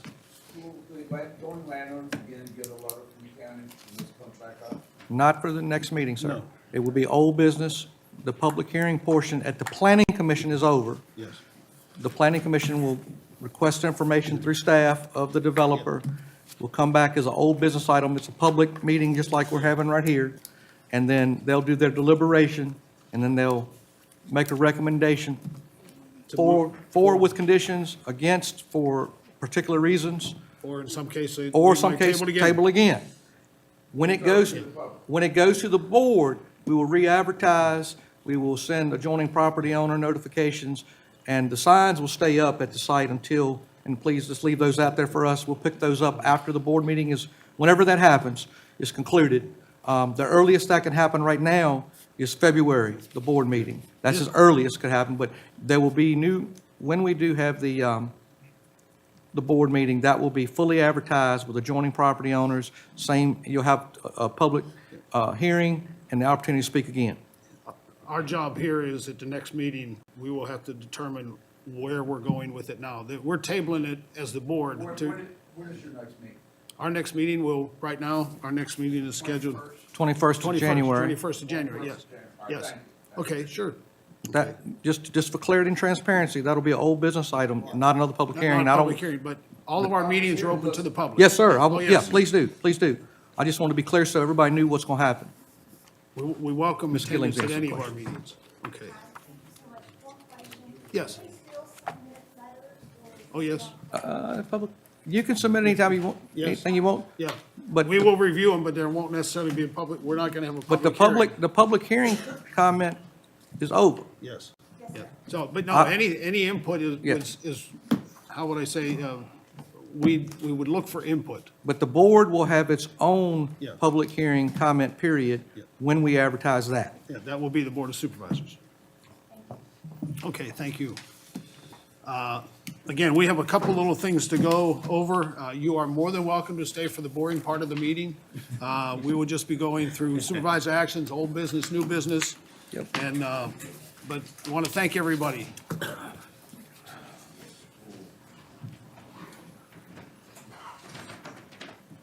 So under, you want to go over supervisor actions? Let's go over supervisor action, Mr. Hall. Okay, so, you want to wait for 1 minute? This is, yeah, give that a sec. This is evidence not to hide. Every one of those wrappers belong to, right there. Every one of my candy wrappers that you pushed down here, I had to throw away for you. I just want to do some more research. Yes, ma'am. Candy wrappers in my pocket. I hadn't, you know, Yes, there was ma'am, I understand. I put 'em Those in start- Henry's things started coming in water Thursday. There you go. The big letter is from the Pretty slick. company. And that's still being recycled? So with, you know. I actually wiped mine clean, so there, you know what? I expect they'll Well, they gotta take the top off, because that's different plastics. It's best interest. Can't go right there. That's gonna be. Well, I'm glad to know that, because I thought. Thank you. Conflict right I'm turning the system off. Nope, we're still, we're still in a, That's we're right. still in a live meeting. That's true. Okay. Okay. Folks, if you would, Folks, if you could please, you can have your conversation, folks. can I have everybody's attention, please? Can I have everybody's attention, please? I don't have a gavel. I just ask if you would take your discussions outside so we can finish our meeting. Thank you again so much, and happy holidays. Got it. Okay. So, review of supervisor actions. At the December 10th, 2024 meeting, the Board of Supervisors appointed 2 new Planning Commission members, Mr. David Hart of the Rice Community and Mr. John Hogan of the Meharan Community. He's on Mount Pleasant Road, and Mr. Hart is... One that was here today. Yes, and Mr. Hart is on Aspen Hill, so they will be here as part of the Planning Commission. If you remember about a year and a half, 2 years ago, it might be 2 years ago, the board had discussions about aligning the board members with the districts. This county has been at large for a long time, members at large with 2 town representatives. There's been a lot of discussion about that. If you're paying attention to social medias, Charlotte County is getting hit real hard on that because they've got all these town reps and the towns don't have a county rep on the towns. So, in fact, I got a call from county administrator about how we run it, and I had to explain to him where we're going. So, when Mr. Leatherwood stepped down from medical, it gave us an opportunity to align. Mr. Womack, I think, am I correct? We'll be saying, is this your last meeting? This is your last meeting. And you're moving into this chair. That's great. Congratulations. We'll vote on it right now. I think we're still one district away from having a complete. Maybe 2 districts. Yeah, so I don't want anybody to step off. I want to be clear in what I'm saying. I'm just giving y'all advisement. Don't leave, I'm the please. first one to get taxed, y'all. Oh, no. I'll tell you how bad. No, but the board had decided for us as staff to look at this matter whenever terms end, to make sure that we can, when a term ends, a replacement would represent a district that was unrepresented. And that's the goal, to get complete county representation for each voting district. So you got Lockett and Lee district will be picking up reps. Right. Because Teresa, you're in Buffalo, right? You're in Buffalo. Yes. I'm in Buffalo. Lou's in Buffalo. We've been buffaloed here. We've been buffaloed here. So that was the only supervisor action from your last meeting. I'm gonna move on over to new business. New business, if you've got a mind to come to a community meeting, CEP Solar is having a community meeting tomorrow at the Meharan Fire Department from 5:30 to 7 to reveal, I believe, 2 new projects. These are community solar sites, and one of them is technically, one of them is a 5 megawatt site that's utility scale on 3 parcels. That's and this was shared to me by a landowner, so I didn't get it from the developer. It's roughly 117 acres of 195. I believe the other site they're going to reveal to the public is going to be a 3 megawatt. So it'll be a community and 1 utility scale. So I don't know I got this from a county landowner who came and asked me questions about this meeting this week. He got a letter from them. As you remember, we make solar companies have a community meeting. And then there was a community meeting by another solar company last Tuesday when we had a board meeting. Unfortunately, I couldn't attend and staff couldn't attend, but from a company called Strata. So we have it, right now that I know of, 3 potential sites that will be coming to y'all. Because as soon as they get the community solar component done with the minutes, they file with us. So we're going to see 3 sites. I feel pretty firm. 3 individual sites coming in the next couple of months. I'd say 30 to 60 days. Is that why you're stepping down, because you're putting a solar farm on your property? Under the next business item, we've got the Tuesday, January 22nd. I've got a kennel private kennel, SUP. That's a professor is moving from, I think, the Midwest to Hampton, Sydney, buying a lot off of Oliver Lane to build a brand-new home. His wife has a doggy daycare. So she has doggies. You can leave your doggy with her, and she takes care of your doggy. I don't have the application. It's in the mail. But that will be a special use permit. That's in the College Residential District, and we do not have kenneling as an available use. So her request is an amendment. We're recommending, because anywhere else in the county, a commercial kennel operation is a special use permit. So staff's recommending code amendment change to allow, if you want to allow it, and then the special use permit. Okay. She has been in touch with Hampton Sydney. Hampton Sydney is supportive of it. There were deed covenants that got relieved. So I think we may even see a letter from Hampton Sydney in support.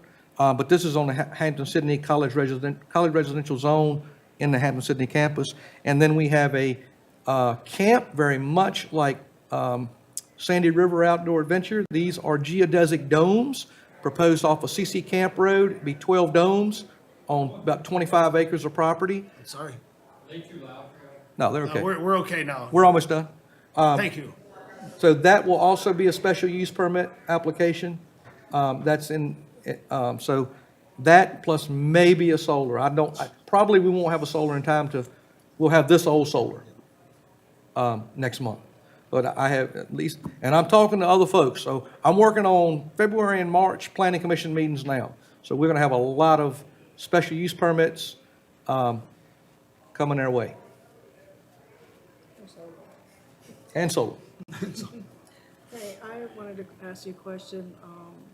In the application they had exhibits A through S, and I didn't see all of those. It was in the Dropbox link. Well, you So, had to show me how to find that. okay. Well, we've been using a third part, we've been having your packet, and then we've been having a separate link to these applications, and that's the only way we can do it. Our Well, I website. clicked on every link. I never. Okay, well, I will make sure that I disseminate that out I want to get some information from them, and I'll send y'all a brand-new link for next month, for this application. But these applications, you see how thick they are, they're so thick we can't email them, so we host them on the county website, but we have a limitation on PDF size on that, so we're having to use Dropbox. And then that's a separate link. So I apologize if that created confusion. But that's the only way I know that we can disseminate them. This makes it real good, but we'll make sure. Yeah, I didn't Okay. find it, and that's another thing That's I that would like additional to. read. Sure, absolutely. That's a good reason to table. I'm gonna send that out. Whenever we send a packet with this solar, if y'all will do me a favor, and I will put a request in there to open and respond that you can open all attachments, and we'll list how many links there are in the email. There will be typically 2 links when you have a solar project, one for the meeting packet and one for the solar project. Most everything else is so small I And can that's fit the way it. it was here.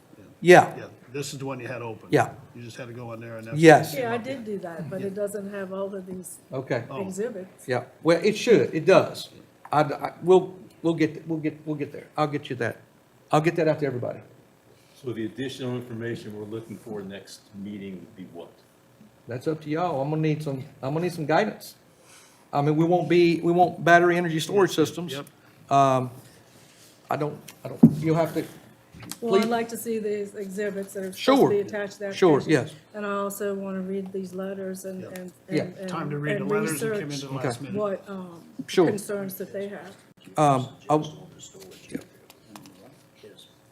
So we received a total of 6 letters from the Mayberries, and then we had 1 letter from, there's a Virginia, I gave it to the solar company, Virginia Coalition for Human Rights. They're an advocacy group out of Northern Virginia who campaign for and send letters to localities looking to consider Interjex as a company. They specifically have a website that I'll send you also, just so you have that background information. Right, right. Because they have a page, Campaign Against Interjex Corporation. And that's full transparency. They have issues with some of their. Some of that has to do with Interjex as a Israeli company. Yeah. Mm-hmm. The other group is a Palestinian associated company, and they were mad, I think, in Golan Heights, they put in solar panels. And so there's been tension between the two groups since the Israelis, they feel like, Palestinians feel like that's their homeland. Yeah. And it's been going on for a number of years and a number of years. Yeah, and that group has been contacting me monthly since they had the community meeting back in the summer, just tracking this application as it's coming through. So I know that they're probably listening, and they probably have a very high interest in this application and what happens to it here in the board level. Oh, yeah, please share what you have. I'll share that website with you. I think it's actually in their signature, but I'll send you a link. I'll send you a bunch of supplemental information. On the BESS, do you have any specifics that you want me to address Yeah, so I think if you can establish through research or just asking your contacts, what is the best practice for making sure each container is in fact containing what's going on inside of it? Like Henry's just saying to me, there's maybe even something as simple as there's a lip, in the basin. When they poured a head, it's like a lip like you do around a gas fuel tank. And so maybe it's easy to test each one to see if there's anything sitting in the basin and which has a lip. I don't know the answer. It may be the best practice is to monitor each one of those battery containers or every so many, every 2 or 3 or 5 or whatever it is. But I think it would be under testing if we did like one test for the entire array of 6 acres of batteries. I agree with that. It just intuitively seems like that's too little. And also the other question was, I realize the answer to this is going to depend on their particular supplier of battery packs, whether it's Tesla or somebody else. But what is the liquid cooling substance? Is it toxic or is it not? And maybe even the Board of Supervisors won't know that until after they approve or not approve. But it just seems like it should be somewhere written into the conditions at least that What type of that glycol kind of disclosure is made and that the county or DEQ, whoever it is, has the opportunity to monitor the coolant, make sure it's not leaking and it's not, and if it is hazardous or toxic, that the right precautions are made. They don't know which battery they're going to use yet. They did reveal in the application as Tier 1, so I'll get some information on Tier 1, what that's consisting of. So we'll get industry standards from them on what their class is. It might not be specific, but there is a class that these sites, that these systems have to get approved by State Corporation Commission, to DEQ and EPA. So I'll try to get any kind of information on that. If this were a data center, I would have a much better answer or suggestion for you on what to do. Yes, sir. Because the batteries are tested frequently inside a data center, or even if they're outside. But this isn't a data center, and this is operating differently, so I'm just not sure what the industry best practices are for solar. Sure. battery. Are there any other storage in surrounding counties? Storage battery outside. Charlotte County's getting some. That's where we got the orders from. And that type of They're gonna be glycol all is over the poisonous. Dominion side. Yes, so you would want to. The Dominion owns it now, but they can't control it. Those Once containers it's like it holding becomes a the utility. batteries, if they have got a sub-tank under, there's gotta be an inspection point. Well, So they need to be inspected but, quite often too. yeah. Any of this stuff is gonna be inspected by DEQ. Anything water that falls on a container falls to the ground and becomes part of their calculations. And I'll reach out to DEQ and see if they've got some guidance on what they look for on on battery energy storage systems today. They may have sometimes they put out memorandums. Right. I'll see what I can get, but DEQ will be that agent to control that, on this site. And again, to be clear, if this moves forward, I would like to see a BESS system as part of this because it makes the whole solar project a lot more sensible. It's not as relying on, the sun shining. Right. It can actually store power Yep. and put it on the grid when it's needed. And it just makes the concept so much more feasible and sensible. Without it, we just have a bunch of solar panels that only work when the sun's shining. And I believe that's part of their interconnection agreement is to have that 120 megawatt hours of battery storage for Dominion. But they also said that wasn't in the original community meetings. Right, So what happened? yeah. The community meeting is to introduce a concept and a project. They had to get an interconnection agreement. They were working on that while they were working on the community meeting. So, I mean, they never filed anything with us. So officially, the only application we ever received and the only thing I ever had in my office was that application. Maybe it includes it. Now, I understand, I totally agree that the community was not told battery energy storage system, but that is something that's hot right now. I mean, Charlotte County is working on a whole ordinance for allowing it by itself and allowing it as part of a solar facility. But they're looking to allow it in certain zones, Freestanding. industrial zones by right. And what they're proposing is not an insignificant amount of storage. Just to give you all a sense of what they're proposing, that would roughly power 120 homes for an hour. You know, just if you had to like actually put that on, all that power on the grid and deplete if the batteries are fully charged and depleted them down to nothing, that would power about 120 homes for an hour. That's, you know, a decent amount of battery power. Yeah, and y'all could tell us as staff what you want us to do. We haven't proposed an ordinance change to make battery energy storage system a standalone available use. It's not. It can only be a supporting accessory use of solar. If we, like I said, Charlotte County is looking at it from certain, right now it's in draft form, but it's certain areas like industrial, about right. Certain other areas, special use for standalone battery storage only. But we're, right now, are only considering it from anybody. If somebody came in for a battery energy storage system by itself, we would have to go through text amendment first.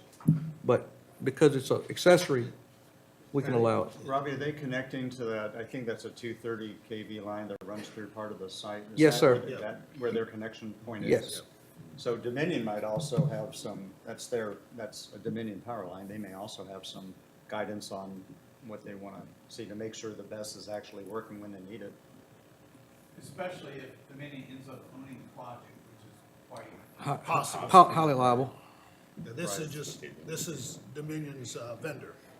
For all intents and purposes, it is. We That's the way believe, they look at it. we It's believe their that, vendor. we believe that could be a real possibility. Dominion is what we call the off-taker. Yeah, exactly. Yeah, if, you know, the big site, Randolph Solar, that started with Sol UNESCO, as soon as it got through county approval and state corporation approval, it was sold to Dominion Energy, and it's now Dominion Energy site, the whole 16,000 acres, scalable to about 21,000. It's a third party, it's almost a third party vendor for them. They look at it, not on paper, but they look for somebody to develop these because they don't want it, they don't have the staff to do Well, what this group's doing. and utilities companies have stockholders. The exposure of getting turned down may be financially impactful of them, right. but they will buy a system that's, a site that's approved. Yeah. I mean, that's, Exactly. that's industry standard, that's known. Yeah. Was there any discussion about some of the previous violations that were brought up, by that guy, where they were fined and everything?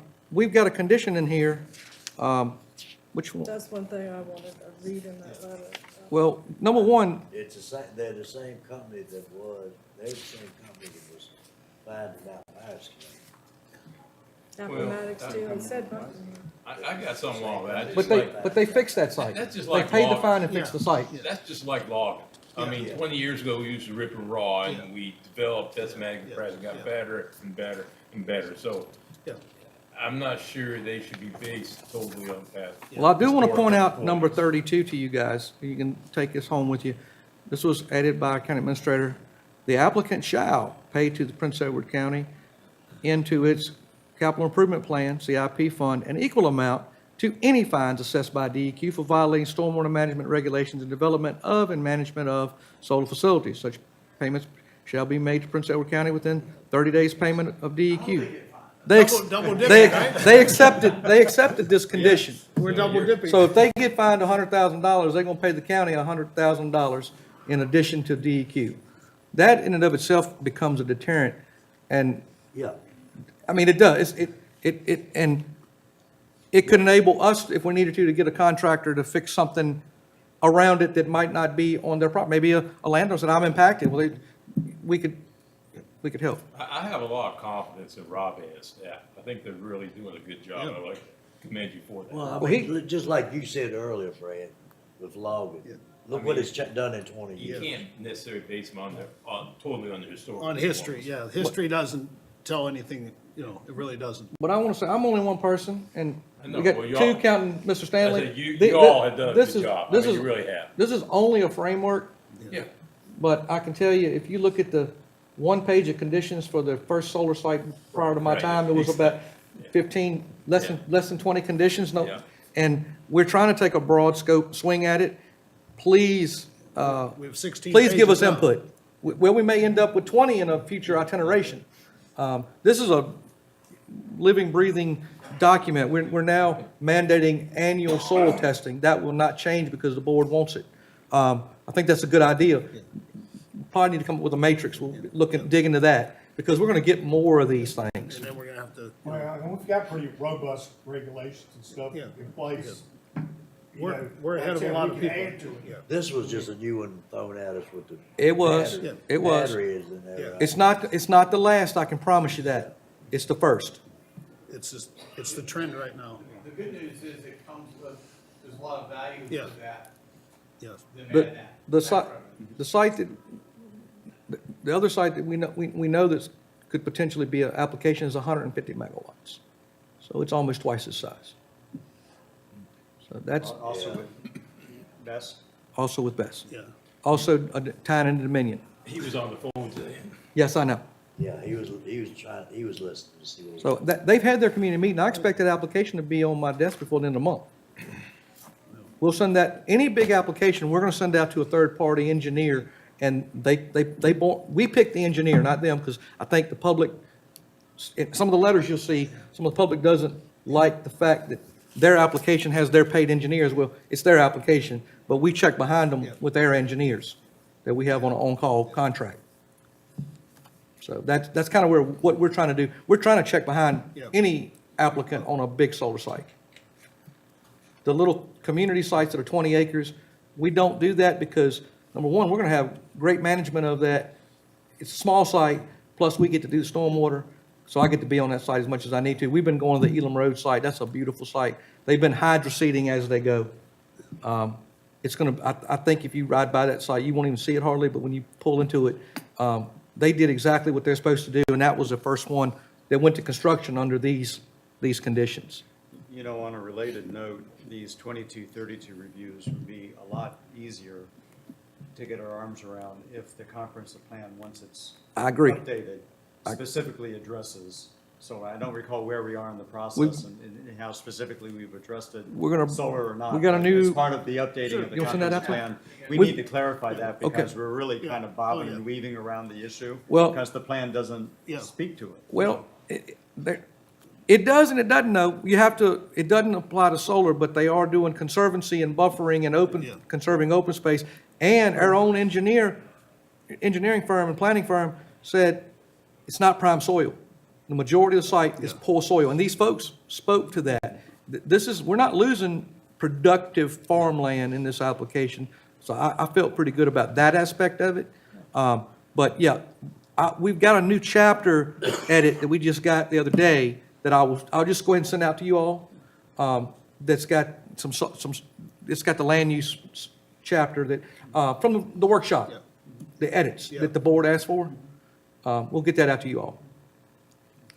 But the It would just be helpful if in the end, the comprehensive plan was explicit about what we want to do with solar or not do with solar. You know. The problem is, it's gonna say A1, it's not gonna say on this road and not on this No, I'm not expecting that. The comprehensive plan it's a high-level plan, but you know, it's. It talks about buffering and screening. It does. A lot of what's in the ordinance, Yeah. but just reiterates it in the plan. The other challenge is everything's changing so quickly. No matter what we do, we're not gonna be able to keep up. And that's my, not a concern, but it's reality. I feel that way too. It's reality, you know. There's gonna be something different than the best system. Yep. Be down the road in a year. Well, the way we knew to apply it without the best change, now we got most systems with best. Those little community solars won't have that, No. but the bigger sites will. And then again, it'll be something else new we'll look at, that who knows, that'll come in 18, 24 I might have put you on the months. spot, right, but I thought those numbers on the percentage of because I had an Well, and idea. we just, we gotta look at this, clean energy. Yeah, exactly, Too, yeah. and that's gonna be Well- big, and I think we need to maybe get ahead of that. Well, But I don't think know. some people's eyes are gonna get Yeah. opened up to understand how little we really have in renewable energy, Got in this county. Literally nothing. Yeah, Well, exactly. it's aesthetics, and I can appreciate the aesthetics staying on Yeah. it, but we gotta look at also Yeah. potential revenue to this county, Yeah. because we don't have a real strong economic base. No, we don't, Okay. no. And the only That's way, the bottom line. the only way to grow that is quadruple taxes or do things like this. Well, I thought it was good to point out too, that was 0.01%. 0.001. 0.01. 0.01%, yeah, less than. In Virginia solar, I know 800 acre sounds like a big site, and it is a big site, but in the grand scheme of things. Versus 227,000. It's bigger than The only Disneyland. place, I mean, if you had a place where Seriously. you could put one that's a mile and a half from everybody We're not gonna else, go to Disneyland, no. maybe everybody would be happy with it, but you're not gonna, and the way people are moving, Yeah, you everybody got happy. more population. Well, the word solar to a lot of people is a swear word, almost. They Yeah. just look at, that's a negative right there. We talk about economic development. One of the biggest economic development projects we've had in this community in the last 5 years or so was Yak Attack. Yeah, And yeah. the county spent $2 million on the middle blue. And Yak Attack this year paid $28,000 a year in taxes. My calculations, it'll be over 70 years before we recoup the 2 million. Now, what they did was they created jobs in the community. Yeah, that's what, Which is not. Not quantifiable, yeah. This project on its own will generate 6 times the tax revenue yeah, of that project, yeah, exactly. without the county. Plus, they're gonna pay us $2 million up front for Yeah. capital improvements, not the county Yeah, yeah, we're, investing $2 million. yeah, we're not spending our money to bring them here. And at the 33 cents a square foot, If they do. building permit that the Board of Supervisors voted with the BESS, the building permit should be around $1 million. And The that building land- permit. And that land base out there is what, 51 cents a hundred? It would take me, They're paying about $7 a year per acre in tax, $1,500. it'd take me 1,000 homes to take us 1,000, a single-family home is about $1,000 building permit now, but it'll take us 1,000 homes to equal one building permit. The recent building permit on the Elam Road was $76,000. That helps us grow our department, and I'm not asking y'all to make decisions But we based have on to that. step back and look at that. That has to be part of the discussion. Yeah. The stormwater permit was about $21,000. And so, that's $100,000 in permit fees. It takes us several years to get to that. Wawa's not even, Wawa, bad example. Enterprise zone, no building permit fee. So we got no building, but we get state incentives on that. So that's, but just in the context of things, Wawa, Harbor Freight, car wash, and Five Pillar Meats, no building permit fees. We get reimbursements from the state, am I correct? But, Well, actually, not on that. That's just the county's eat. no building permits. One solar site, small, the Elam Road, 30 acres of panels, $100,000 in permit fees that we're capturing. And that's because our board has been very savvy. The rate was set at 33 cents, voted, motion made by Supervisor Emmert, and I don't know who voted it, but I know he voted at 33 cents per square foot. So it's a single fee for the solar, that covers their electrical, that covers their panel, but it's 33 cents per square foot of panel size. So we calculate, we did a rough conservative estimate on this site. We're looking at 800,000, maybe about 250 for the BESS system, maybe a little low once they turn in the total square footage, but it's $1 million. The 150 megawatts, we're looking at about potential maybe $2.6 million building permit. That's hard to come by. There's not a data center, well, data centers, we get a good building permit, but it's not based on square footage it's not based on servers. Right. It will be much less. A typical data center will be about 200,000-300,000 probably. Well, the HID park is in the enterprise zone, so we wouldn't have the. We wouldn't have Building permit anyway. we'd have no building permit fee on that. We'd have the jobs. Other benefits from that, but. We'd have the not job, lots of building. benefits. And I'm not comparing, I just wanted y'all to have that real-world context of an approved site. The little small sites that CEP is looking at, they do bring us some pretty good money, revenue. And we get to inspect them, and I like us being able to inspect them, because then if a neighbor calls us, we don't have to wait on DEQ to go to them. But the state takes that away for these big sites. Anything else for the good of the board? I move to adjourn. Well, is there a second? Second. Okay. Meeting adjourned.